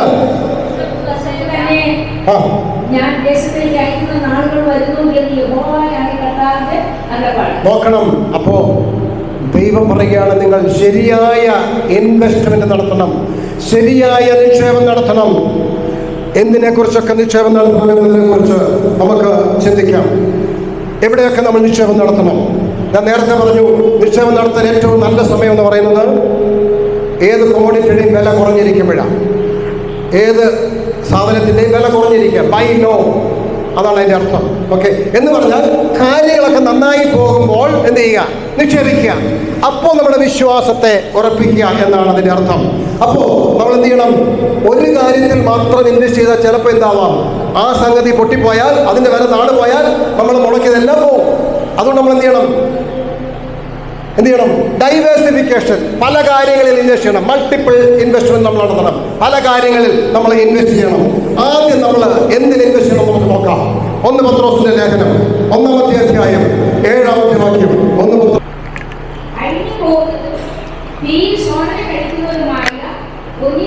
നിങ്ങളുടെ വിശ്വാസത്തിന്റെ പരിശോധന വിലയേറിയതെന്ന് യേശുക്രിസ്തുവിന്റെ പ്രത്യക്ഷതയിൽ ഒഴിച്ചിട്ട് തേജസ്സിനും മാനത്തിനുമായി കാണാൻ അങ്ങനെ ഇടപെടും. Invest in gold my dear. എൻ്റെ പ്രിയമുള്ളവരെ, ഗോൾഡിൽ ഇൻവെസ്റ്റ് ചെയ്യാനാണ് പറഞ്ഞത്. എന്തിൽ ഇൻവെസ്റ്റ് ചെയ്യാൻ? എന്നെ കേൾക്കുന്ന കുറച്ച് പേർക്കൊക്കെ ഇത് കേട്ടപ്പോൾ സന്തോഷമാണ്. ഗോൾഡിൽ ഇൻവെസ്റ്റ് ചെയ്യാൻ പറഞ്ഞപ്പോൾ അല്ലേ? ഗോൾഡിൽ ഇൻവെസ്റ്റ് ചെയ്യാൻ. Invest in gold. വേദപുസ്തകത്തിൽ ഗോൾഡ് എന്ന് പറയുന്നത് വിശ്വാസത്തെ പ്രതികരിക്കുന്നതാണ്.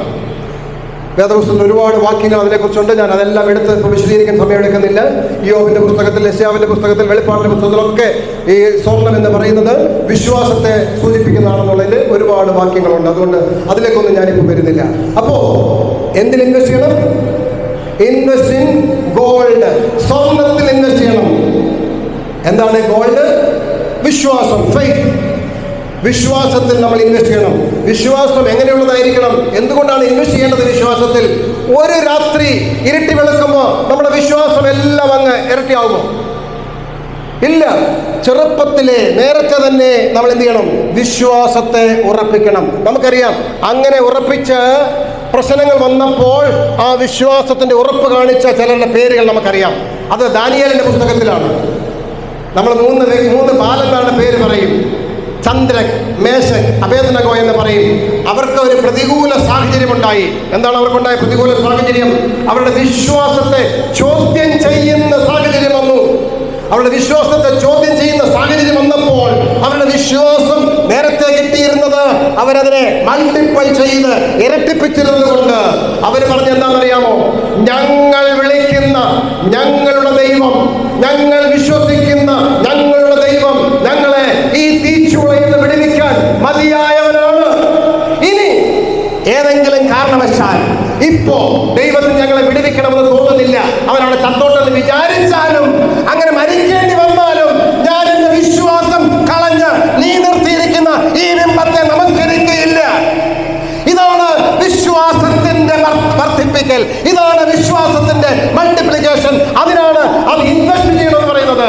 അത് ഇൻവെസ്റ്റ് ചെയ്യണം. ചെറുപ്പത്തിലെ, ബാല്യത്തിലെ സദൃശവാക്യത്തിൽ പറയുന്നുണ്ട്, ബാല നടക്കേണ്ടുന്ന വഴിയിൽ അവനെ അഭ്യസിപ്പിക്കുക, അവൻ വൃദ്ധനായാലും എന്ത് ചെയ്യത്തില്ല, അത് വിട്ടുമാറത്തില്ല. അങ്ങനെ ചെറുപ്പത്തിലെ അവനെ അഭ്യസിപ്പിച്ചാൽ ആ വിശ്വാസം അവൻ വ്യാപാരം ചെയ്ത് മറ്റുള്ളവരോട് വിശ്വാസം പങ്കുവെച്ച് അവന്റെ വിശ്വാസം വലുതാക്കിയിട്ടുണ്ടെങ്കിൽ പ്രതികൂല സാഹചര്യം വരുമ്പോൾ, ട്രബിൾസം ടൈം വരുമ്പോൾ എന്ത് ചെയ്യത്തില്ല, അവൻ വീണു പോവുകയില്ല. അവൻ വീണു പോവുകയില്ല. നോക്കണം, വില കുറഞ്ഞിരിക്കുമ്പോൾ വാങ്ങണം. നമ്മൾ ആ 10 കന്യകമാരുടെ കന്യക ആ കഥയിൽ എന്താ നോക്കിയത്? 5 പേർ ബുദ്ധിയുള്ളവർ അവരെന്ത് ചെയ്തു? സമയത്ത് ഇൻവെസ്റ്റ് ചെയ്തു. എന്നിട്ട് മണവാളൻ വന്ന സമയത്തോ ഒരു എമർജൻസി സിറ്റുവേഷൻ വന്നു, അവർക്കും ആവശ്യം വന്നു. പെട്ടെന്ന് അവരെന്ത് ചെയ്തു? അവരോട് ചോദിച്ചു. അപ്പോഴെന്തായി? കിട്ടിയില്ല. കാരണം എന്താ? ഡിമാൻഡ് കൂടുമ്പോൾ സാധനത്തിന്റെ വില കൂടും, അതിന്റെ അവൈലബിലിറ്റി കുറയും, അതിന്റെ ലഭ്യത കുറയും.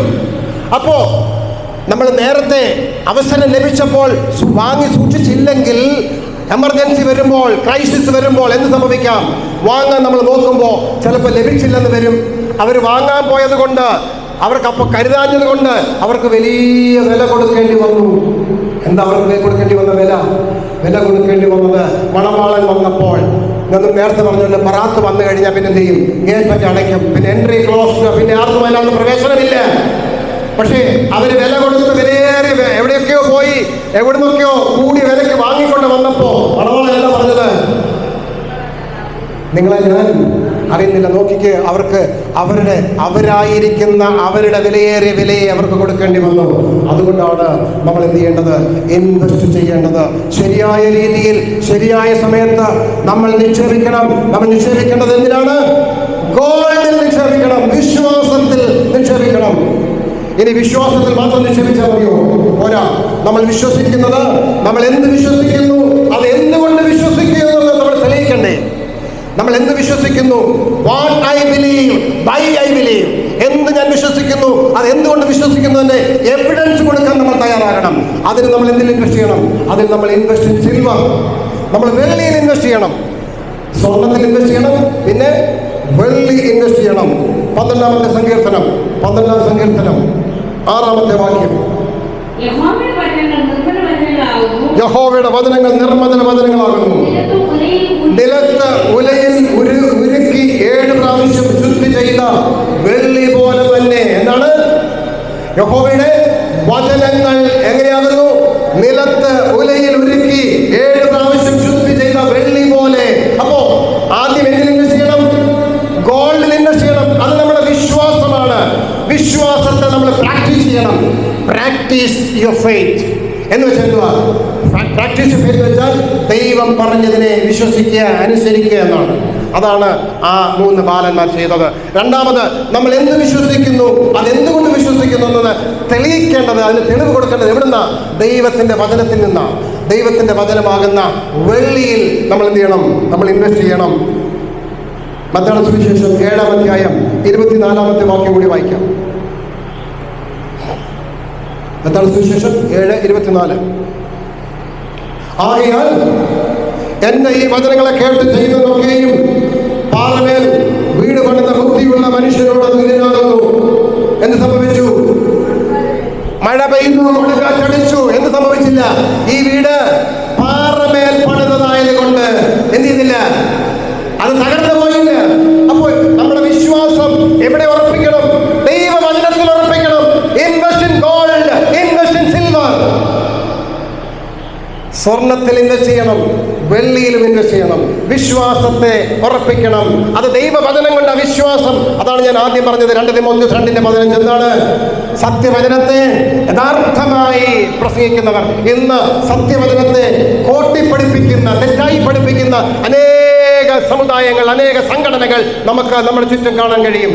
അതുകൊണ്ടാണ് നമ്മൾ വിശ്വസിക്കുന്നത് യഥാർത്ഥമായതാണോ, സത്യമായതാണോ എന്ന് തെളിവ് കൊടുത്ത് മറ്റുള്ളവരെ ബോധിപ്പിക്കേണ്ടത്, മറ്റുള്ളവരോട് പകർന്നു കൊടുക്കേണ്ട ഉത്തരവാദിത്വം, വ്യാപാരം ചെയ്യേണ്ട ഉത്തരവാദിത്വം, ട്രേഡ് ചെയ്യേണ്ട ഉത്തരവാദിത്വം, അത് തെളിവ് മൂലം നമ്മൾ നൽകേണ്ടതുണ്ട്. അതിന് നമ്മൾ വെള്ളിയിൽ ഇൻവെസ്റ്റ് ചെയ്യേണ്ടതുണ്ട്.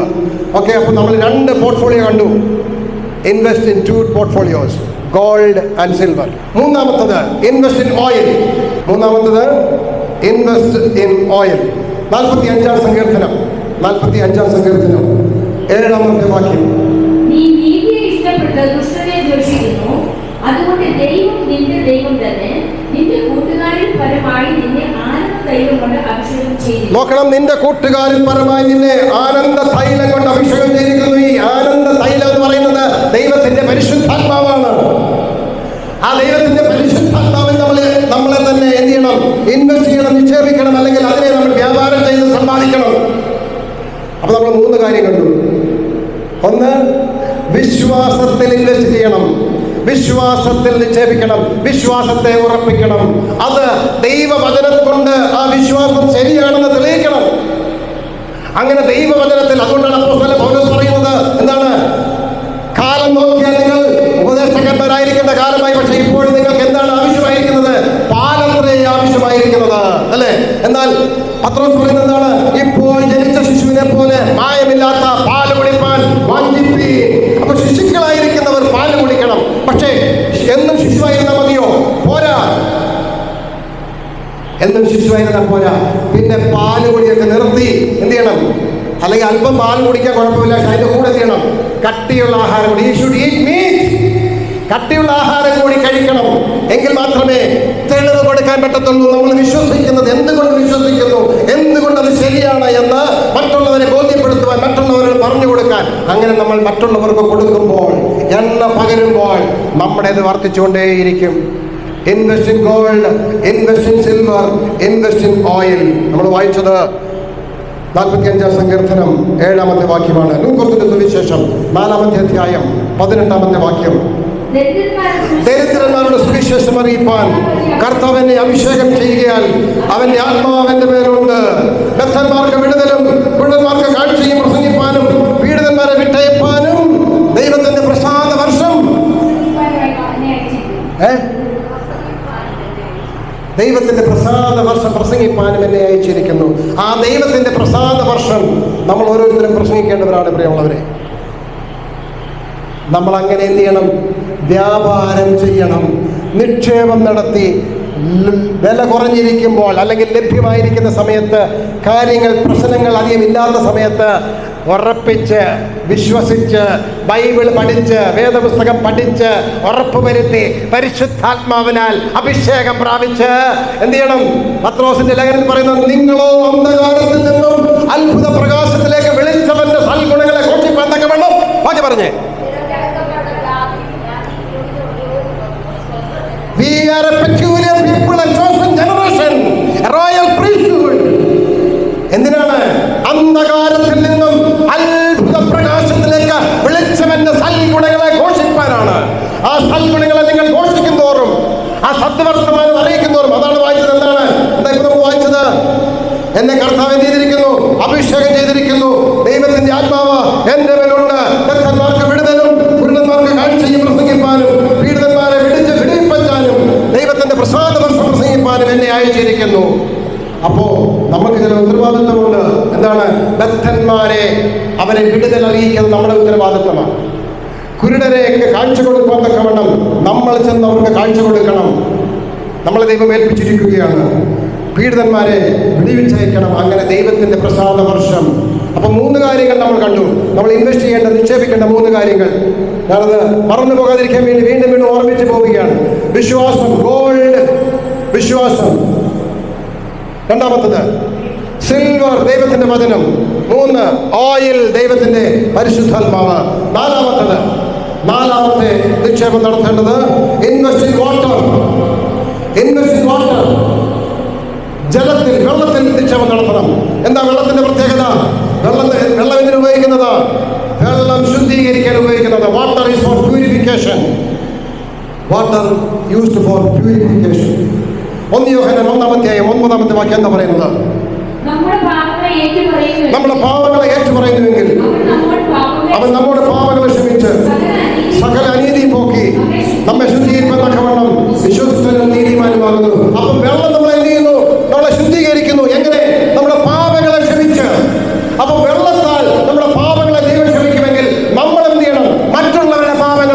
ക്ഷമിക്കണം. അന്യോന്യം നമ്മൾ ക്ഷമിക്കുന്നവരായിരിക്കണം. Invest in water. എന്താണ്? മറ്റുള്ളവരോട് ക്ഷമ കാണിക്കണം, മറ്റുള്ളവരോട് ക്ഷമിക്കണം. പക്ഷേ നമ്മൾ എന്ത് ചെയ്യുക? നമ്മൾ പറയും ഞാൻ എന്ത് ചെയ്യത്തില്ല, എനിക്കൊരിക്കലും അവനോട് ക്ഷമിക്കാൻ പറ്റത്തില്ല. കാരണം എന്നോട് അവൻ ചെയ്തിരിക്കുന്നത് അത്രയ്ക്ക് ദ്രോഹം അല്ലേ, എന്നോട് അത്രയ്ക്ക് ദ്രോഹം ചെയ്തിരിക്കുന്നുണ്ട്, ഞാൻ എന്ത് ചെയ്യത്തില്ല, ഞാൻ ക്ഷമിക്കത്തില്ല. നമ്മൾ ദൈവത്തോട് പറയുന്ന ദൈവമേ എന്നോട് ക്ഷമിക്കണമേ. അപ്പൊ ദൈവം നമ്മൾ പറയാ നീ എവിടെയാണെന്ന് പറഞ്ഞ അതിക്രമങ്ങളാൽ മരിച്ചവനായി നിന്നെ എന്നോട് ദൈവം ക്ഷമിച്ചെങ്കിൽ അത്രയും അതിക്രമം ചെയ്ത് കാണത്തില്ല അവൻ എന്നോട്. ഞാൻ ദൈവത്തോട് ചെയ്ത അത്രയും അതിക്രമം മറ്റവൻ എന്നോട് ചെയ്തിട്ടില്ല. പക്ഷെ എന്റെ അതിക്രമം ക്ഷമിക്കാൻ ഞാൻ ദൈവത്തോട് പറയുകയും എന്നോട് ഒരുത്തം ചെയ്ത ചെറിയ തെറ്റിനെ ഞാൻ ക്ഷമിക്കാതെ ഇരിക്കുമ്പോൾ പിന്നെ എങ്ങനെ നമുക്ക് ദൈവത്തിൽ നിക്ഷേപിക്കാൻ കഴിയും, വിശ്വാസത്തിൽ നിക്ഷേപിക്കാൻ കഴിയും, ദൈവത്തിന്റെ മക്കളെന്ന് പറയാൻ കഴിയും? പ്രിയമുള്ളവരെ, അതുകൊണ്ടാണ് ദൈവത്തിന്റെ വചനം നമ്മളെ ഓർമ്മിപ്പിക്കുന്നത്. ഇൻവെസ്റ്റ്. ശരിയായ സമയത്ത് കാര്യങ്ങൾ നല്ലതുപോലെ ആയിരിക്കുമ്പോൾ നിക്ഷേപം നടത്തുക.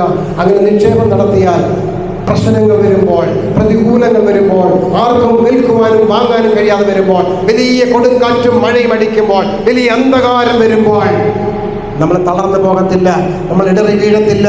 ചെറിയ ചെറിയ പ്രവർത്തനം, ചെറിയ ചെറിയ കാര്യങ്ങളെ, ചെറിയ ചെറിയ പ്രശ്നങ്ങൾ വരുമ്പോൾ, ചെറിയ പ്രശ്നങ്ങളെ നമ്മൾ അതിജീവിച്ചു പോയാൽ വലിയ പ്രശ്നങ്ങളിൽ നമുക്ക് എന്ത് ചെയ്യാൻ പറ്റും? അഭിമുഖീകരിക്കാൻ കഴിയും. അന്ന് നമുക്ക് ധൈര്യത്തോടെ നിൽക്കാൻ കഴിയും. അതുകൊണ്ടാണ് നമ്മൾ നേരത്തെ യിരെമ്യാ പ്രവചന വാക്യം വായിച്ചത്, കാലാളുകളോടെ ഓടുമ്പോൾ എന്ത് ചെയ്യരുത്, ക്ഷീണിച്ചു പോകരുത്. കാലാളുകളോടെ ചെറിയ ചെറിയ പ്രശ്നങ്ങളെ നമ്മൾ എന്ത് ചെയ്യണം? നമ്മുടെ വിശ്വാസത്തിന്റെ പ്രാക്ടീസ് നടത്തി അത് എക്സ്പീരിയൻസ് ചെയ്ത് നമ്മൾ മുന്നേറണം. അതാണ് ദൈവം ആഗ്രഹിക്കുന്നത്. അപ്പോൾ നമ്മളിപ്പോൾ കണ്ട എന്താണ്? ഇപ്പൊ നമ്മൾ നാല് പോർട്ട്ഫോളിയോ കണ്ടു. 4 ഷെയർ മാർക്കറ്റിലെ 4 കൊമോഡിറ്റി ഇൻവെസ്റ്റ് ചെയ്യാൻ പറ്റിയ ദൈവമക്കൾക്ക് ഇൻവെസ്റ്റ് ചെയ്യാൻ പറ്റിയ 4 കൊമോഡിറ്റിയെ കുറിച്ച് ഞാൻ പറഞ്ഞു. അതൊന്നുകൂടി നമുക്ക് റിപ്പീറ്റ് ചെയ്ത് പോകാം. എന്തൊക്കെയാ? 1 ഗോൾഡ് എന്തിനെ സൂചിപ്പിക്കുന്നു? വിശ്വാസത്തെ സൂചിപ്പിക്കുന്നു. 2 സിൽവർ എന്തിനെ സൂചിപ്പിക്കുന്നു? ദൈവത്തിന്റെ വചനത്തെ സൂചിപ്പിക്കുന്നു. 3 ഓയിൽ, അതെന്തിനെ സൂചിപ്പിക്കുന്നു?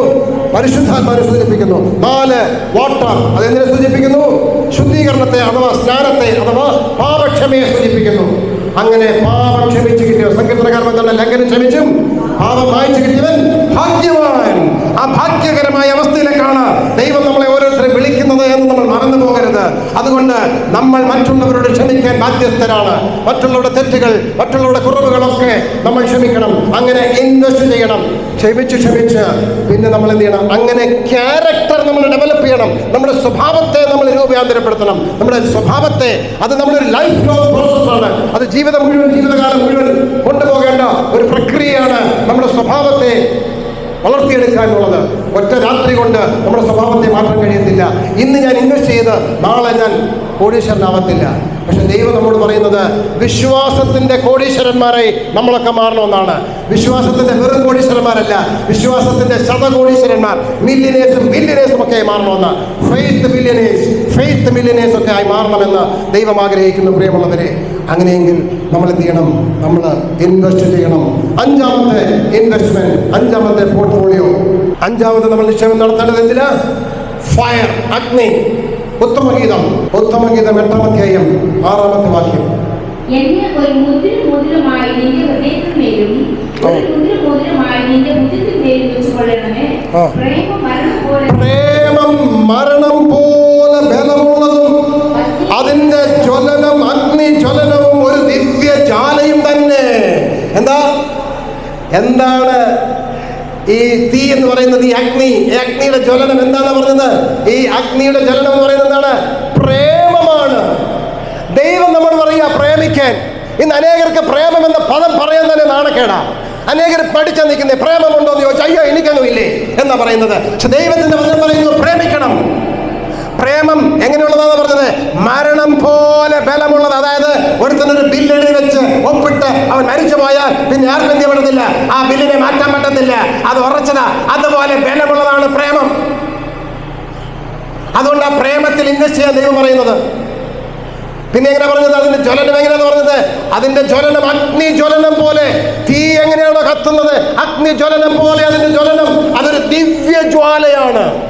എന്താണ് പ്രേമത്തിന്റെ ജ്വാല? എങ്ങനെയാണ് പറഞ്ഞത്? അത് ദിവ്യ ജ്വാലയാണ്. ആ ജ്വാലയിൽ നമ്മൾ ഇൻവെസ്റ്റ് ചെയ്യണം. എന്ന് വെച്ചാൽ സ്നേഹത്തിൽ ഇൻവെസ്റ്റ് ചെയ്യാനാണ് പറയുന്നവരെ. നമ്മൾ സ്നേഹിക്കാൻ നമ്മൾ സ്നേഹിക്കണമെന്ന അതിൻ്റെ അർത്ഥം. നമ്മൾ എന്ത് ചെയ്യണം? അന്യോന്യം സ്നേഹിക്കണം. കർത്താവിനോട് ആളുകൾ ചോദിച്ചു, ഈ കൽപ്പനയിൽ ഏറ്റവും വലിയ കൽപ്പന ഏതാണെന്ന്. അപ്പൊ കർത്താവ് പറഞ്ഞു, ഒന്നാമത്തെ ഏറ്റവും വലിയ കൽപ്പന ഏതാണെന്ന് പറഞ്ഞു. ആർക്ക് പറയാം? ഒന്നാമത്തേത് വലിയതായ കൽപ്പന കർത്താവ് പറഞ്ഞു. ആർക്ക് പറയാം? നിന്റെ ദൈവമായ യഹോവയെ പൂർണ്ണ ഹൃദയത്തോട്, പൂർണ്ണ മനസ്സോട്, പൂർണ്ണ ശക്തിയും കൂടെ ആരാധിപ്പിൻ. അതാണ് ഒന്നാമത്തേത് വലിയതായ കൽപ്പന. രണ്ടാമത്തേത് ഇതിനോട് സമം എന്താണത്? കൂട്ടുകാരനെ നിന്നെ പോലെ തന്നെ സ്നേഹിപ്പീൻ. അപ്പൊ സ്നേഹത്തിൽ ഇൻവെസ്റ്റ് ചെയ്യണം പ്രിയമുള്ളവരെ. നിക്ഷേപിക്കേണ്ടത് സ്നേഹത്തിലാണ്. സ്നേഹത്തിൽ നിക്ഷേപിപ്പീൻ. നിങ്ങളുടെ നിക്ഷേപം സ്നേഹത്തിൽ നടപ്പീൻ. അങ്ങനെ നടത്തിയാൽ പ്രശ്നങ്ങൾ വരുമ്പോൾ നിങ്ങൾക്ക് പതറേണ്ടി വരികയില്ല. നിങ്ങളുടെ സ്നേഹത്തിൽ നിങ്ങൾ നിക്ഷേപിപ്പീൻ. ആ സ്നേഹത്തിന്റെ ജ്വാല അഗ്നി പോലെയാണ്. അഗ്നി എന്താണെന്നറിയാമോ? അഗ്നിയിലിട്ട് എന്തിട്ടാലും അതെല്ലാം കത്തി അതിനകത്തെ അഴുക്കിനെ മാറ്റിക്കളയുകയും നല്ലതിനെ വെളിച്ചത്ത് കൊണ്ടുവരികയും ചെയ്യും. അഗ്നിയുടെ പ്രത്യേകത അതാ. അഗ്നിയിൽ നമ്മൾ ഇട്ടാൽ അഴുക്ക് കത്തിപ്പോകും. അത് നമ്മൾ ആദ്യം വായിച്ചായിരുന്നു. സിൽവറിനെ വായിച്ചപ്പം, വെള്ളി വായിച്ചപ്പോൾ എന്താണ്? നിലത്ത് ഉലയിൽ 7 പ്രാവശ്യം ഊതിക്കഴിച്ചപ്പോൾ എന്ത് പറ്റി? അഗ്നി അതിനകത്തെ അഴുക്കെല്ലാം മാറ്റിയിട്ട് നിന്റെ വചനം നിർമ്മലമായത്. അങ്ങനെ വിശുദ്ധിയുള്ള നിർമ്മലമായ ആ വചനത്തെ പോലെ നമ്മുടെ സ്നേഹം അങ്ങനെ അഴുക്കൊന്നുമുള്ള സ്നേഹമല്ല. പിന്നെ അഗ്നിജ്വാല പോലെ ദിവ്യജ്വാലയുടെ സ്നേഹമാണ് നമ്മൾ പങ്കുവെക്കേണ്ടത്. അത് ദൈവത്തിന്റെ സ്നേഹമാണ്. ആ സ്നേഹം നമ്മൾ കാണുന്നത് യോഹന്നാൻ 3:16. യോഹന്നാൻ 3:16 ആ സ്നേഹം നമ്മൾ കാണുക. എന്താ യോഹന്നാൻ 3:16? യാതൊനായ പുത്രനിൽ വിശ്വസിക്കുന്ന ഏവനും നശിച്ചു പോകാതെ എന്നെ സ്നേഹിച്ചു. ദൈവത്തിന്റെ മകനെ നൽകുവാനൊക്കെ വേണം. ലോകത്തെ അല്ല പ്രിയമുള്ളവരെ, എന്നെ സ്നേഹിച്ചു. ഞാൻ സ്നേഹത്തിന് യോഗ്യനായിരുന്നില്ല. ഞാൻ സ്നേഹത്തിന് അർഹനായിരുന്നില്ല. ഞാൻ വെറും പാപിയായിരുന്നു. ഞാൻ കൊള്ളരുതാത്തവനായിരുന്നു. ഞാൻ വഷളായി നടന്നവനായിരുന്നു. പക്ഷേ ആ ദൈവം എന്ത് ചെയ്തു? ആ വഷളത്തിൽ ഇരുന്നപ്പോൾ, ഞാൻ അതിക്രമത്തിൽ ഇരുന്നപ്പോൾ, ഞാൻ പാപത്തിലിരുന്നപ്പോൾ, എന്റെ പാപം രക്താംബരം പോലെ ചുമന്നിരുന്നപ്പോൾ ആ ദൈവം എന്നെ സ്നേഹിച്ച എന്റെ പാപങ്ങളെ പഞ്ചി പോലെ വെളുപ്പിച്ചു. ആ വെളുപ്പിച്ച സ്നേഹം ദൈവം എനിക്ക് തന്നെങ്കിൽ ആ സ്നേഹത്തോടെ ഞാൻ കൂട്ടുകാരനെ സ്നേഹിക്കണം. അതാണ് ഇൻവെസ്റ്റ് ഇൻ ഫയർ. റോമർക്കെഴുതിയ ലേഖനം 13-ാമത്തെ അധ്യായം 10-ാമത്തെ വാക്യം. സ്നേഹം കൂട്ടുകാരന് ദോഷം പ്രവർത്തിക്കുന്നില്ല. അപ്പൊ സ്നേഹം എന്ത് ചെയ്യുന്നില്ല? നമ്മൾ സ്നേഹിക്കുകയാണെങ്കിൽ നമ്മുടെ സ്നേഹം ഇങ്ങനെ മരണം പോലെ ഉറപ്പുള്ളതും അത് അഗ്നിജ്വാലയും ദിവ്യജ്വാലയുമാണെങ്കിൽ എന്ത് ചെയ്യത്തില്ല? പക്ഷെ നമ്മൾ ഇന്ന് അങ്ങോട്ട് പോകുമ്പോൾ ഇവിടെ കഴിഞ്ഞു പോകുമ്പോൾ അങ്ങേർക്കിട്ട് ഞാൻ ഒരു പണി കൊടുക്കുന്നുണ്ട് അല്ലേ? സ്നേഹം എന്ത് ചെയ്യുന്നില്ല? അപ്പോസ്തലൻ പൗലോസ് സ്നേഹത്തെക്കുറിച്ച് കൊരിന്ത്യർ ലേഖനത്തിൽ വളരെ വിശാലമായിട്ട് എഴുതി വെച്ചിട്ടുണ്ട്. ഞാൻ അതൊന്നും എടുത്ത് വായിച്ച് ഇപ്പോൾ സമയം കളയുന്നില്ല. അതൊക്കെ നിങ്ങൾക്ക് വളരെ സുപരിചിതമാണ്. ആ സ്നേഹത്തിന്റെ ആ ആഴത്തിലേക്ക്, ആ നീളത്തിലേക്ക്, അതിന്റെ ഉയരത്തിലേക്ക്, അതിന്റെ വീതിയിലേക്ക് കർത്താവ് എന്നെ സ്നേഹിച്ച സ്നേഹത്തിന്റെ ആഴം, നീളം, വീതി ഒന്ന് അളവ് നോക്കണം പ്രിയമുള്ളവരെ. ആ സ്നേഹത്തിന്റെ ദിവ്യജ്വാലയാൽ, ആ അഗ്നിജ്വാലയാൽ ഞാൻ മറ്റുള്ളവരെ സ്നേഹിക്കണം. അങ്ങനെ സ്നേഹത്തിൽ നിക്ഷേപിപ്പീൻ. അങ്ങനെ നിങ്ങളുടെ നിക്ഷേപം സ്നേഹത്തിൽ നിക്ഷേപിപ്പീൻ. ഇപ്പൊ നമ്മള് എത്ര കാര്യം പഠിച്ചു? 5 പോർട്ട്ഫോളിയോ, 5 ഷെയറിനെ കുറിച്ച് നമ്മൾ പഠിച്ചു. നമ്മൾ ഇൻവെസ്റ്റ് ചെയ്ത് പണക്കാരനാകാൻ പറ്റുന്ന, സമ്പന്നരാകാൻ പറ്റുന്ന 5 കൊമോഡിറ്റിയെ കുറിച്ച് നമ്മൾ പഠിച്ചു. ഞാനത് ആവർത്തിക്കാം, നിങ്ങൾ മറന്നു പോയിരിക്കാനാണ്. ഇത് വളരെ പ്രധാനപ്പെട്ടതായതുകൊണ്ട് ഇത് നിങ്ങളുടെ ജീവിതത്തിൽ ഒരിക്കലും മറന്നു പോകരുത്. അതുകൊണ്ടാണ് ഞാൻ പിന്നെയും ആവർത്തിക്കുന്നത്. എന്തിനൊക്കെ ഇൻവെസ്റ്റ് ചെയ്യണം? Invest in gold. അതെന്താണ്? വിശ്വാസം. 2 ഇൻവെസ്റ്റ് ഇൻ സിൽവർ. അതെന്താണ്? ദൈവത്തിന്റെ വചനം. 3 ഇൻവെസ്റ്റ് ഇൻ ഓയിൽ. അതെന്താ? ദൈവത്തിന്റെ പരിശുദ്ധാത്മാവ്. 4 കാലാളുകളോടെ ഓടിയിട്ട് തോറ്റാൽ, ഇപ്പൊ പറഞ്ഞുകൊണ്ടിരിക്കുമ്പോൾ തന്നെ തെറ്റിച്ച ഒരാഴ്ച കഴിഞ്ഞ് ഞാൻ ചോദിക്കുമ്പോൾ എന്തോ പറയും? ഇപ്പം ഞാൻ പറഞ്ഞുകൊണ്ടിരിക്കുമ്പോൾ ചോദിക്കുമ്പോൾ തന്നെ തെറ്റിപ്പോവുകയാണോ? നിങ്ങൾ നോട്ടുകൾ വേണമെങ്കിൽ എഴുതിയെടുത്തോളൂ. ഒന്നുകൂടി ആവർത്തിക്കാം, തെറ്റിപ്പോകരുത്. 1 ഇൻവെസ്റ്റ് ഇൻ ഗോൾഡ്. എന്താ അത്? വിശ്വാസം. 2 ഇൻവെസ്റ്റ് ഇൻ സിൽവർ. എന്താ അത്? ദൈവത്തിന്റെ വചനം. 3 ഇൻവെസ്റ്റ് ഇൻ ഓയിൽ. എന്താ അത്? ദൈവത്തിന്റെ പരിശുദ്ധാത്മാവ്. പിന്നെയും തെറ്റിക്കുവാണ്. ഓയിൽ ദൈവത്തിന്റെ പരിശുദ്ധാത്മാവ്. 4 ഇൻവെസ്റ്റ് ഇൻ വാട്ടർ. എന്താ അത്? ശുദ്ധീകരണം അഥവാ പാപക്ഷമ. 5 ഇൻവെസ്റ്റ് ഇൻ ഫയർ, എന്താണ് സ്നേഹം. അങ്ങനെ 5 പോർട്ട്ഫോളിയോയെ കുറിച്ച് നമ്മളിപ്പോൾ പഠിക്കുകയുണ്ടായി. ഇനി 6ാമത്തെ portfolio invest in wood. Invest in wood. സദൃശവാക്യങ്ങൾ 26:20 എന്താണ്? വിറകില്ലെങ്കിൽ തീ കെട്ടുപോകുന്നു. സദൃശവാക്യങ്ങൾ 26:20 വിറകില്ലാഞ്ഞാൽ തീ കെട്ടുപോകുന്നു. നമ്മൾ ഇച്ചിരി മുമ്പേ എന്താ പറഞ്ഞത്? തീ കത്തിക്കൊണ്ടിരിക്കണം അല്ലേ? നമുക്കറിയാം ഈ ഉണർവ്, റിവൈവൽ എന്ന് പറയുന്നത്, കീ ടു റിവൈവൽ എന്താണെന്നറിയാമോ? കീ ടു റിവൈവൽ അത് ലൂക്കോസിന്റെ സുവിശേഷം 24-ാം അധ്യായത്തിലുണ്ട്. ലൂക്കോസിന്റെ സുവിശേഷം 24-ാം അധ്യായം 13 മുതൽ താഴോട്ട് വായിച്ചാൽ അവിടെ നമുക്കൊരു സംഭവം കാണാം. അവിടെ എന്താണ്? കർത്താവായ യേശുക്രിസ്തുവിന്റെ മരണവും ഉയർപ്പും കഴിഞ്ഞിട്ട് 2 ശിഷ്യന്മാർ എമ്മൂസിലേക്ക് യാത്ര ചെയ്യുന്ന കൂട്ടത്തിൽ നടക്കുന്ന ഒരു സംഭവമാണ്. ഞാൻ അതെല്ലാം വിശദീകരിക്കാൻ സമയമെടുക്കുന്നില്ല. അപ്പോൾ 2 പേരും കൂടെ നിരാശയുടെ കാര്യങ്ങളൊക്കെ പറഞ്ഞ് മുന്നോട്ട് പോകുമ്പോൾ അവരുടെ അടുത്ത് 3-മതൊരാൾ വന്ന് നേർന്നിട്ട് അവരോടൊരു കഥ പറഞ്ഞു കൊടുക്കുകയാണ്. വേറെ പറഞ്ഞാൽ അവർക്കൊരു ബൈബിൾ സ്റ്റഡി കൊടുക്കുകയാണ്. അവർ കൊടുത്ത ബൈബിൾ സ്റ്റഡി എന്താ? യേശുവിനെ കുറിച്ചുള്ള കാര്യം മോശ മുതൽ പ്രവാചകന്മാരോട് പറഞ്ഞു വെച്ചിരിക്കുന്നതൊക്കെ അവർക്ക് പറഞ്ഞു കൊടുത്തു. അങ്ങനെ പറഞ്ഞു കൊടുത്തപ്പോൾ എന്താ സംഭവിച്ചെന്നറിയാമോ? അതിന് 32-ാമത്തെ വാക്യം വായിക്കാമെങ്കിൽ ലൂക്കോസിന്റെ സുവിശേഷം 24-ാം അധ്യായം 32-ാമത്തെ വാക്യം വായിച്ചാൽ അവിടെ നമുക്ക് കാണാൻ കഴിയും. ഇങ്ങനെ പറഞ്ഞു കൊടുത്തപ്പോൾ എന്താ സംഭവിച്ചത്? അവൻ വഴിയിൽ നമ്മോട് സംസാരിച്ചു, തിരുവെഴുത്തുകളെ തെളിയിക്കുമ്പോൾ നമ്മുടെ ഹൃദയം നമ്മുടെ ഉള്ളിൽ കത്തിക്കൊണ്ടിരിക്കുന്നു. ഒന്നുകൂടെ വായിച്ചേ. അവൻ വഴിയിൽ നമ്മോട് സംസാരിച്ചുകൊണ്ടിരിക്കുമ്പോൾ തിരുവെഴുത്തുകളെ തെളിയിക്കുമ്പോൾ നമ്മുടെ ഹൃദയം കത്തിക്കൊണ്ടിരുന്നില്ലയോ? അപ്പോ ദൈവത്തിന്റെ വചനം കേൾക്കുമ്പോൾ, ഒരു ബൈബിൾ സ്റ്റഡി നടക്കുമ്പോൾ, ഒരു പ്രസംഗം നടക്കുമ്പോൾ ഹൃദയം കത്തണം പ്രിയമുള്ളവരെ. അതാണ് ഉണർവ്. ആ ഹൃദയം കത്തുന്നതിനാണ് ഉണർവ് എന്ന് പറയുന്നത്. അങ്ങനെ ഉണർവുണ്ടായപ്പോൾ ആ ശിഷ്യന്മാർ എന്താ പറഞ്ഞതെന്നറിയാമോ? ഈ 3-ാമത് വന്ന വ്യക്തി കുറെ കഥ പറഞ്ഞു വെച്ച് എനിക്ക് പോകാൻ സമയമായി, ഞാൻ പോകുവാണെന്ന് പറഞ്ഞപ്പോൾ അവർ പറഞ്ഞു, അയ്യോ പോകരുത്, എന്ത് ചെയ്യണം? ഞങ്ങൾക്കിത് പിന്നെയും കേൾക്കണം, ഞങ്ങൾക്ക് വീണ്ടും കേൾക്കാൻ താല്പര്യമുണ്ട്, അതുകൊണ്ട് ഞങ്ങളുടെ കൂടെ വീട്ടിൽ വന്ന് രാത്രി ഞങ്ങളുടെ ഭക്ഷണം കഴിച്ച് അവിടെ ഇരുന്ന് ഇത് ഞങ്ങൾക്ക് വീണ്ടും പറഞ്ഞു തരാൻ പറഞ്ഞു. അങ്ങനെ അവരുടെ നിർബന്ധത്തിന് ഹേതുവായി ഈ വന്ന വ്യക്തി അവരുടെ വീട്ടിൽ പോയി അവർക്ക് വേണ്ടി പ്രാർത്ഥിച്ചു, അവരെ അനുഗ്രഹിച്ചു, അവർക്ക് അപ്പം നുറുക്കി കൊടുത്തു, അല്ലെങ്കിൽ അവർക്ക് മന്ന നുറുക്കി കൊടുത്തു. ദൈവത്തിന്റെ വചനത്തെ വീണ്ടും അവർക്ക് നുറുക്കിക്കൊടുത്തു. പിന്നീടും അവർക്ക് പ്രത്യക്ഷനായി. അതാരായിരുന്നു? കർത്താവായ യേശുക്രിസ്തുവായിരുന്നു. ആ യേശുക്രിസ്തു കൊടുത്ത ബൈബിൾ സ്റ്റഡി കേട്ടവരുടെ ഹൃദയം കത്തി. അതാണ് ഉണർവ്. അല്ലാതെ നമ്മള് കുറെ ഉറക്കെ ഉച്ചത്തിൽ പാട്ട് പാടിയോണ്ടോ, 4 കൈയടിച്ചോണ്ടോ, 4 ഹല്ലേലൂയ പറഞ്ഞോണ്ടോ ഉണർവില്ല. ഉണർവ് ഹൃദയത്തിൽ കത്തണം. അത് ദൈവത്തിന്റെ വചനത്തിന്റെ പഠനത്തിൽ കത്തേണ്ടതാണ്. അങ്ങനെ പഠിക്കുമ്പോൾ ഹൃദയം കത്തുമ്പോൾ 103-ാം സങ്കീർത്തനം പറയുന്ന പോലെ ദൈവത്തിന്റെ വചനം എങ്ങനെയാണ്? തേനിലും തേൻകട്ടയിലും മാധുര്യമേറിയത്. ആ മാധുര്യമേറിയത് തേൻ പിന്നെയും കുടിക്കാൻ തോന്നുന്ന പോലെ ആ വചനം പിന്നെയും പഠിക്കുവാൻ എന്നെ പ്രേരിപ്പിക്കുന്നതാണ് ആ ഉണർവ്. അങ്ങനെയെങ്കിൽ പ്രിയമുള്ളവരെ, ഈ 3 ദിവസം എന്നുള്ളത് നമുക്ക് 30 ദിവസമാക്കിയാലോ? ആ ഒരു കാര്യത്തിൽ എനിക്ക് സോമഭാഷയോട് നന്ദിയുണ്ട്. സോമഭാഷ 3 അല്ല 7 അല്ല 14 ദിവസം നടത്തണമെന്നാണ് പറയുന്നത്. അങ്ങനെ ദൈവത്തിന്റെ മാധുര്യം, തേനിലും തേൻകട്ടയിലും മാധുര്യമേറെ ദൈവത്തിന്റെ വചനം കേൾക്കുന്ന ദൈവത്തിന്റെ മക്കൾക്ക് അത് പിന്നെയും കേൾക്കാൻ താല്പര്യമുള്ളത് കൊണ്ട് 3 അല്ല 30 അല്ല. നിങ്ങൾക്കറിയാമോ, കർത്താവ് യേശു ക്രിസ്തു ഉയർത്തെഴുന്നതിന് ശേഷം എത്ര ദിവസം ഈ ബൈബിൾ കൊടുത്തെന്നറിയാമോ? കർത്താവ് യേശു ക്രിസ്തു ഉയർപ്പിന് ശേഷം എത്ര ദിവസം ഇവർക്ക് ഈ ബൈബിൾ സ്റ്റഡി കൊടുത്തെന്നറിയാമോ? 40 ദിവസം. 40 ദിവസമാണ് കർത്താവ് യേശു ക്രിസ്തു അവർക്ക് ബൈബിൾ സ്റ്റഡി കൊടുത്തത്. അങ്ങനെ 40 ദിവസം കൊണ്ട് അവർ നിർത്തിയില്ല.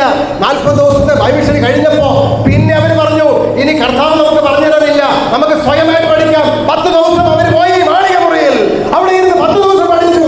അങ്ങനെ 10 ദിവസം 40, 10, 50 ദിവസം പഠിച്ചു കഴിഞ്ഞപ്പോൾ പിന്നെ അവർ പറയുന്നറിയാമോ? അവർ പിന്നെ യഹൂദന്മാരെ പേടിച്ചില്ല. അവർ പറയാണ്, നിങ്ങൾ ക്രൂശിച്ച യേശുവിനെ ഞങ്ങൾ ഇതാ പ്രസംഗിക്കുന്നു. നോക്കിക്കേ, പേടിയൊക്കെ മാറിയത് കണ്ടോ? ഉദാസീനത മാറിയത് കണ്ടോ? ഉറക്കം മാറിയത് കണ്ടോ? ജനം ഉണർന്നത് കണ്ടോ? നമ്മൾ അങ്ങനെ ചരിത്രം പരിശോധിക്കുമ്പോൾ എന്താ സംഭവിക്കുന്നറിയാമോ? ഒറ്റ പ്രസംഗത്തിൽ 3000 പേർ മാനസാന്തരപ്പെട്ടു. പിന്നെ ദിനംതോറും ആളുകൾ സഭയോട് ചേർന്നുകൊണ്ടിരുന്നു. ഇതാണ് ഉണർവ്. ഇതാണ് ഉണർവ്. ഈ ഉണർവ് യോഗമാണ് നമ്മൾ ഇവിടെ ക്രമീകരിച്ചിരിക്കുന്നത്. ഈ ഉണർവ് യോഗം അതുകൊണ്ട് 3 ദിവസമല്ല പ്രിയമുള്ളവരെ, കർത്താവ് നടത്തിയതുപോലെ 40 ദിവസം കർത്താവ് പഠിപ്പിച്ചതിന് ശേഷം പിന്നെ അവൻ എന്ത് ചെയ്തു? 10 ദിവസം തനിച്ചിരുന്ന് പഠിച്ചു. അങ്ങനെയെങ്കിൽ പ്രിയമുള്ളവരെ, ഞാൻ നിങ്ങളോട് ആഹ്വാനം ചെയ്യുകയാണ്, ഈ 3 ദിവസം പഠനം ഇവിടെ അവസാനിക്കുമ്പോൾ നിങ്ങൾ വീട്ടിൽ പോയി അടുത്ത 10 ദിവസം സ്വയം പഠിക്കുമോ? അങ്ങനെ നിങ്ങൾ പഠിക്കുമെങ്കിൽ നിങ്ങളുടെ ഉണർവ് അന്ധകാരത്തിൽ നിന്നും അത്ഭുത പ്രകാശത്തിലേക്ക് നിങ്ങളെ വിളിച്ചവന്റെ സൽഗുണങ്ങളെ ഘോഷിക്കാതിരിക്കാൻ നിങ്ങൾക്ക് കഴിയത്തില്ല. നിങ്ങൾക്ക് ലഭിച്ച ഈ കമോഡിറ്റി നിങ്ങളുടെ അറയിൽ കൊണ്ട് മൂടി വെക്കാൻ നിങ്ങൾ കഴിയത്തില്ല. ദൈവം അത് തിരിച്ചു ചോദിക്കും. അത് പലിശയോടുകൂടെ ചോദിക്കും. മേടിച്ചത് മാത്രം തിരിച്ചു കൊടുത്താൽ പോരാ, മതിയോ? അങ്ങനെയാണെങ്കിൽ 1 കിട്ടിയതിനെ കുറ്റം പറയേണ്ട കാര്യമില്ലായിരുന്നല്ലോ. 5 കിട്ടിയോ പറഞ്ഞു ഞാൻ വ്യാപാരം ചെയ്ത് 10 ഉണ്ടാക്കി. 2 കിട്ടിയോ പറഞ്ഞു ഞാൻ വ്യാപാരം ചെയ്ത് 4 ഉണ്ടാക്കി. 1 കിട്ടിയോ പറഞ്ഞു ഞാൻ 1 അല്ലേ മേടിച്ചതാ, ഇന്ന് 1 എടുത്തോളം പറഞ്ഞു. അപ്പൊ എന്തോ പറഞ്ഞത്? യേശു എന്താ പറഞ്ഞേ? എടാ നീ എന്തോ ഇപ്പോൾ കാണിക്കുന്നത്? ഈ 1 ബാങ്കിൽ കൊടുത്തിരുന്നെങ്കിൽ എനിക്ക് അതിന്റെ ബാങ്ക് പലിശയിലും കിട്ടത്തില്ലായിരുന്നു. നീ ഇതൊന്നെ കുഴിച്ചിട്ടെ. അപ്പൊ പലിശയോടുകൂടെ തിരിച്ചു കൊടുക്കണം പ്രിയമുള്ളവരെ. നമുക്ക് കിട്ടിയിരിക്കുന്നതൊക്കെ പലിശയോടുകൂടി തിരിച്ചു കൊടുക്കണം. എങ്ങനെയാണെന്നറിയാമോ ഈ പലിശ കൊടുക്കുന്നത്? അതാണ് എലീശ പ്രവാചകൻ ആ സഹോദരിക്ക് പറഞ്ഞു കൊടുത്ത മാർഗം. എന്താ? ചുറ്റുപാടിലേക്ക് ഇറങ്ങിച്ചെന്ന് അയൽവക്കങ്ങളിലേക്ക് പോയി നിന്റെ കയ്യിലിരിക്കുന്ന എണ്ണ, നിന്റെ കയ്യിലിരിക്കുന്ന ഈ പരിശുദ്ധാത്മാവ്, നിന്റെ കയ്യിലിരിക്കുന്ന ഈ വചനത്തിൻ്റെ അല്പം അറിവുണ്ടല്ലോ, കുറച്ചറിവ്, വചനത്തെക്കുറിച്ച്, ഇത് സത്യമാണെന്നുള്ളതിനെക്കുറിച്ച്, 10 കൽപ്പനയെക്കുറിച്ചുള്ള അറിവ്, 3 ദൂതന്മാരുടെ ദൂതനെക്കുറിച്ചുള്ള അറിവ്, ഈ 4 കൽപ്പനയെക്കുറിച്ചുള്ള അറിവ്, ഇതൊക്കെ എന്ത് ചെയ്യണം? കുറേശ്ശെയായിട്ട് എന്ത് ചെയ്യണം? പകർന്നുകൊണ്ടിരിക്കണം. അങ്ങനെ പകരുന്തോറും നിന്റെ അറിവ് കൂടിക്കൊണ്ടേയിരിക്കും. അങ്ങനെ പകരാനാ ദൈവം നമ്മളെ വിളിച്ചിരിക്കുന്നത്. അതിനാണ് ഈ 3 ദിവസത്തെ ഉണർവ് കഴിയുമ്പോൾ നിങ്ങൾ വീട്ടിൽ പോയി 10 ദിവസം നിങ്ങൾ പഠിക്കുക. എന്നിട്ടൊന്ന് ഇറങ്ങി വന്നേ. എന്നിട്ട് 10 ദിവസം കഴിഞ്ഞ് മാളികപ്പുറത്ത് നിന്ന് ശിഷ്യന്മാർ ഇറങ്ങി വന്നപ്പോ അവരെന്ത് ചെയ്യുന്ന പറയുന്നത്? ഭൂലോകത്തെ കീഴ്മേൽ മറിച്ചു. അങ്ങനെയെങ്കിൽ ഈ കുമ്പനാട് ദേശമേ, ഇത്രയും പേര് മതി. നിങ്ങൾ കൃത്യമായി ദൈവത്തിന്റെ വചനത്തെ പഠിച്ച് ഉണർവ് പ്രാപിച്ചാൽ ഈ ഭൂലോകത്തെ, ഈ കുമ്പനാട് ദേശത്തെ ഇളക്കി മറിക്കുവാൻ നിങ്ങൾക്ക് ലഭിച്ചിരിക്കുന്നത് നിങ്ങൾ പങ്കുവെക്കാതിരിക്കുന്നിടത്തോളം കാലം, നിങ്ങളത് കുഴിച്ചിട്ടിരിക്കുന്നിടത്തോളം കാലം, അത് കുഴിച്ചിടാനുള്ളതല്ല. ദൈവം പറയുന്നത് എനിക്കത് പലിശയോടെ തിരിച്ചു വേണം. അങ്ങനെ പലിശ എന്താണെന്നറിയാമോ? I want that with interest. ആ ഇൻട്രസ്റ്റ് എന്താണെന്നറിയാമോ? Showing interest in others is the interest U pay back. മറ്റുള്ളവരോട് കാണിക്കുന്ന നിങ്ങളുടെ ആ താല്പര്യം, അതാണ് ദൈവത്തിന് നമ്മൾ കൊടുക്കുന്ന പലിശ. ആ പലിശയോടുകൂടി കൊടുക്കണമെന്ന് ദൈവം പറയുന്നു. അത് വാങ്ങുവാൻ ദൈവം വരും. പ്രിയമുള്ളവര്, അപ്പൊ നമ്മൾ വായിച്ചത് എന്തിൽ ഇൻവെസ്റ്റ് ചെയ്യാൻ പഠിച്ചത്? ഇൻവെസ്റ്റ് ഇൻ വുഡ് അല്ലേ? എന്തിൽ ഇൻവെസ്റ്റ് ചെയ്യാൻ? വുഡിൽ ഇൻവെസ്റ്റ് ചെയ്യാൻ. വുഡ് എന്തിനെ സൂചിപ്പിക്കുന്നു? മത്തായിയുടെ സുവിശേഷം 16-ാം അധ്യായം 24-ാമത്തെ വാക്യം. മത്തായിയുടെ സുവിശേഷം 16-ാം അധ്യായം 24-ാമത്തെ വാക്യം.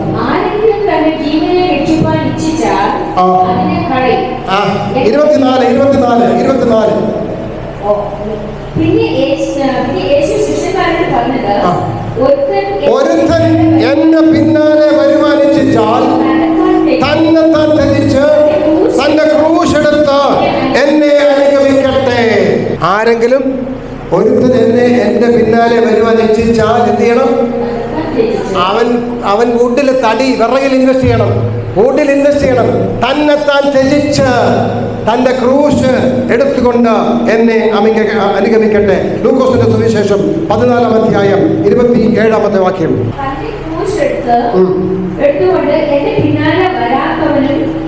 എന്റെ ശിഷ്യനായിരിക്കാൻ കഴിയത്തില്ല. അപ്പോൾ നമ്മൾ യേശുവിന്റെ ശിഷ്യന്മാരാകണമെങ്കിൽ എന്ത് ചെയ്യണം? ഒന്ന്, നമ്മൾ തന്നെത്താൻ ത്യജിച്ച് ത്യാഗം സഹിക്കാൻ തയ്യാറാകണം. നമ്മൾ സ്വയം ത്യജിച്ച്, സെൽഫ് സാക്രിഫൈസ് നടത്തി, സ്വയം ത്യജിച്ച് ക്രൂശ് എടുത്തുകൊണ്ട്, ക്രൂശ് ത്യാഗത്തിന്റെ സ്മരണയാണ്. ആ ക്രൂശ് എടുത്തുകൊണ്ട് നമ്മൾ യേശുവിനെ പിൻപറ്റാൻ ശ്രമിക്കണം. ആ ക്രൂശ് എടുക്കാത്തവന് എന്താകാൻ കഴിയത്തില്ല? ക്രൂശ് എടുക്കാത്തവന് ദൈവത്തിന്റെ ശിഷ്യനാകാനും കഴിയത്തില്ല. പ്രിയമുള്ളവരെ, അപ്പോൾ ചോദ്യം, നമ്മളൊക്കെ ദൈവത്തിന്റെ ശിഷ്യരാണോ? നമ്മൾ ദൈവത്തിന്റെ ശിഷ്യരാണെങ്കിൽ നമ്മൾ എന്ത് ചെയ്യണം? ക്രൂശ് എടുക്കണം. അപ്പോൾ 6 പോർട്ട്ഫോളിയോ, 6 കമോഡിറ്റി നിങ്ങളോട് ഞാൻ പറയുകയുണ്ടായി. നിങ്ങൾക്കറിയാമോ, സമാഗമന കൂടാരത്തിൽ നിങ്ങൾ നോക്കിയാൽ എത്ര ആർട്ടിക്കിൾ ഓഫ് ഫർണിച്ചർ കാണാമെന്ന്? സമാഗമന കൂടാരം ദൈവം പറഞ്ഞു, എനിക്ക് നിങ്ങളുടെ നടുവിൽ വസിക്കേണ്ടതിന് ഒരു കൂടാരം പണിയാൻ. ആ കൂടാരത്തിൽ എത്ര ആർട്ടിക്കിൾ ഓഫ് ഫർണിച്ചർ ഉണ്ടെന്ന് അറിയാമോ? 6 സമാഗമന കൂടാരത്തിലുള്ളത്. ആ 6 കാര്യത്തിലാണ് നമ്മൾ ഇൻവെസ്റ്റ് ചെയ്യേണ്ടത്. ആ 6 കൊമോഡിറ്റിയാണ് ഇന്ന് ഞാൻ നിങ്ങളോട് പങ്കുവെച്ചത് പ്രിയമുള്ളവരെ. ആ 6 കൊമോഡിറ്റിയിൽ നിങ്ങൾ ഇൻവെസ്റ്റ് ചെയ്യുമെങ്കിൽ, ആ 6 കൊമോഡിറ്റി നിങ്ങൾ ഇൻവെസ്റ്റ് ചെയ്യുമെങ്കിൽ, പ്രതികൂല സാഹചര്യങ്ങൾ വരുമ്പോൾ, ആർക്കും വിൽക്കുവാനും വാങ്ങാനും കഴിയാത്ത നാളുകൾ വരുമ്പോൾ, മഴക്കാലം വരുമ്പോൾ, വലിയ കൊടുങ്കാറ്റടിക്കുമ്പോൾ നമ്മൾ എന്ത് ചെയ്യത്തില്ല? ഇടറി വീഴത്തില്ല, തളർന്നു പോകത്തില്ല. നമ്മൾ നമ്മുടെ വിശ്വാസത്തെ ഉറപ്പിച്ച് ഇതിലേതെങ്കിലും ഒന്ന് പോരാ. ചിലർ പറയും എനിക്ക് വിശ്വാസമുണ്ട്, പക്ഷേ ദൈവത്തിന് വായന പറയുന്നത് നിന്റെ വിശ്വാസം ഒന്ന് കാണിച്ചു തന്നെ. എങ്ങനെ കാണിക്കാൻ പറ്റും? അത് പ്രവൃത്തിയിലൂടെ മാത്രമേ കാണിക്കാൻ പറ്റത്തുള്ളൂ. വിശ്വാസത്തെ പ്രവൃത്തിയിലൂടെ കാണിക്കാൻ പറ്റത്തുള്ളൂ. വിശ്വാസത്തിന്റെ പ്രവൃത്തി എന്ന് പറയുന്നത് അനുസരണമാണ്. അനുസരണം എന്ന് പറഞ്ഞാൽ ദൈവം എന്ത് പറയുന്നു ആ പറയുന്നതിനെ അനുസരിക്കുന്നതിനാണ് വിശ്വാസത്തിന്റെ പ്രവൃത്തി എന്ന് പറയുന്നത്. അപ്പോ വിശ്വാസം എന്ന് പറയുന്നത് പ്രവൃത്തിയിലൂടെ അനുസരണത്തിലൂടെ കാണിക്കേണ്ടതാണ്. അപ്പോ സ്വർണത്തിൽ ഇൻവെസ്റ്റ് ചെയ്യുക എന്ന് പറഞ്ഞാൽ 10 കൽപ്പന അനുസരിക്കുക. ആ 10 കൽപ്പന അനുസരിക്കുന്നവരായി തീരണം എന്ന് ദൈവം നമ്മളോട് ആഹ്വാനം ചെയ്യുന്നു. പിന്നെ പറഞ്ഞു എന്ത് ചെയ്യണം? ദൈവത്തിന്റെ നിങ്ങൾ വിശ്വസിക്കുന്നത് ചുമ്മാ വിശ്വസിച്ചാൽ പോരാ, വെറുതെ വിശ്വസിച്ചാൽ പോരാ. കാരണം എന്താ? ഇന്ന് തെറ്റായ വ്യാജമായ വിശ്വാസ പ്രമാണങ്ങൾ, വ്യാജമായ ഉപദേശങ്ങൾ, കാറ്റിന്റെ ഉപദേശങ്ങൾ നിരവധി ഇന്ന് നമുക്ക് ചുറ്റും വന്നുകൊണ്ടിരിക്കുമ്പോൾ ഈ പറയുന്നത് ശരിയാണോ എന്ന് നമ്മൾ മനസ്സിലാക്കുകയും അവൻ പറയുന്നത് തെറ്റാണെങ്കിൽ അത് തെറ്റാണെന്നും ശരി ഇതാണെന്നും അവനെ ബോധ്യപ്പെടുത്താൻ ദൈവത്തിന്റെ വചനത്തിൽ നമ്മൾ ഓർക്കേണ്ടതുണ്ട്. അതുകൊണ്ട് പക്ഷേ ഇതിലൊക്കെ നമ്മളെ സഹായിക്കുന്നത് ആരാണ്? മാനുഷികമായ ശക്തി കൊണ്ട് നമുക്കിതൊന്നും നേടിയെടുക്കാൻ കഴിയത്തില്ല. അതുകൊണ്ട് എന്ത് ചെയ്യണം? നമ്മള് ഓയിൽ ഇൻവെസ്റ്റ് ചെയ്യണം. പരിശുദ്ധാത്മാവിന്റെ സഹായത്തോടു കൂടി മാത്രമേ നമുക്കിത് സാധ്യമാകത്തുള്ളൂ പ്രിയമുള്ളവരെ. അങ്ങനെ ഓയിൽ ഇൻവെസ്റ്റ് ചെയ്യണം. പിന്നെ നമ്മൾ എന്ത് ചെയ്യണം? പാപക്ഷമ പ്രാപിച്ച് മറ്റുള്ളവരെ ക്ഷമിച്ച് നമ്മൾ വെള്ളത്തിൽ വാട്ടറിൽ ഇൻവെസ്റ്റ് ചെയ്യണം. 5 നമ്മൾ എന്ത് ചെയ്യണം? ഫയർ, തീയിൽ, സ്നേഹത്തിൽ ഇൻവെസ്റ്റ് ചെയ്യണം. മറ്റുള്ളവരെ സ്നേഹിക്കണം. ദൈവത്തിന്റെ സ്നേഹത്തെ തിരിച്ചറിയുന്നവരാണെങ്കിൽ, അത് ഉൾക്കൊള്ളുന്നവരാണെങ്കിൽ, മറ്റുള്ളവരോട് സ്നേഹിച്ച് ആ ദൈവസ്നേഹം പങ്കുവെക്കുന്നവരെ തീരണം. ഏറ്റവും അവസാനമായി ഇൻവെസ്റ്റ് ഇൻ ഗോൾഡ്, ക്രൂശ് എടുത്തുകൊണ്ട് തടിയിൽ ഇൻവെസ്റ്റ് ചെയ്യുക. തടിയില്ലെങ്കിൽ എന്തില്ല? ഫയറില്ല. ത്യാഗമില്ലെങ്കിൽ സ്നേഹമില്ല. അപ്പൊ സ്നേഹിക്കണമെങ്കിൽ ത്യാഗം ചെയ്യാൻ തയ്യാറാകണം. നിങ്ങൾക്കറിയാം, 22-ാം അധ്യായത്തിൽ അബ്രഹാമിനെ ദൈവം വിളിച്ച് പറയുകയാണ്, ഇസാക്കിനെ യാഗമർപ്പിക്കാൻ പോയി.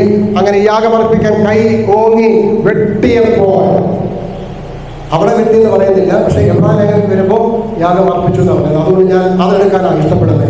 എന്ത് ചെയ്തു? ദൈവം പറയുകയാണ്, ബാലന്റെ മേൽ കൈവെക്കരുത്. നിന്റെ ഏകജാതനായ പുത്രനെ നീ നൽകാൻ മടി കാണിക്കാനുകൊണ്ട് ഞാൻ ഇപ്പോൾ അറിയുന്നു നീ ദൈവത്തെ ഭയപ്പെടുന്നു എന്ന്. അപ്പൊ ദൈവത്തെ ഭയപ്പെടുക എന്ന് പറഞ്ഞാൽ നമുക്ക് നമ്മളുടെ സ്വന്തമെന്ന് നമ്മൾ കരുതിയിരിക്കുന്നത്, നമ്മൾക്ക് ഏറ്റവും ഇഷ്ടമുള്ളത്, നമ്മൾ ഏറ്റവും പ്രിയപ്പെട്ടത് നമ്മൾ ദൈവത്തിന് വേണ്ടി കൊടുക്കാൻ, ത്യാഗം സഹിക്കാൻ, ത്യാഗം ചെയ്യാൻ തയ്യാറാകുന്നതിനാണ് സ്നേഹം എന്ന് പറയുന്നത്. അങ്ങനെ പ്രിയമുള്ളവരെ, ഈ 6 കാര്യത്തിൽ നിങ്ങൾ ഇപ്പോൾ നിക്ഷേപം നടത്തിയിട്ടില്ലെങ്കിൽ, ഇതുവരെ നിങ്ങൾ നിക്ഷേപം നടത്തിയിട്ടില്ലെങ്കിൽ സാരമില്ല. ഇപ്പോൾ മുതൽ നിക്ഷേപം നടത്താൻ നിങ്ങൾക്ക് അവസരമുണ്ട്. ഇന്ന് മുതൽ നിങ്ങൾ അതിൽ നിക്ഷേപിക്കൂ. ദൈവം നിങ്ങളെ സമ്പന്നരാക്കാൻ ആഗ്രഹിക്കുന്നു.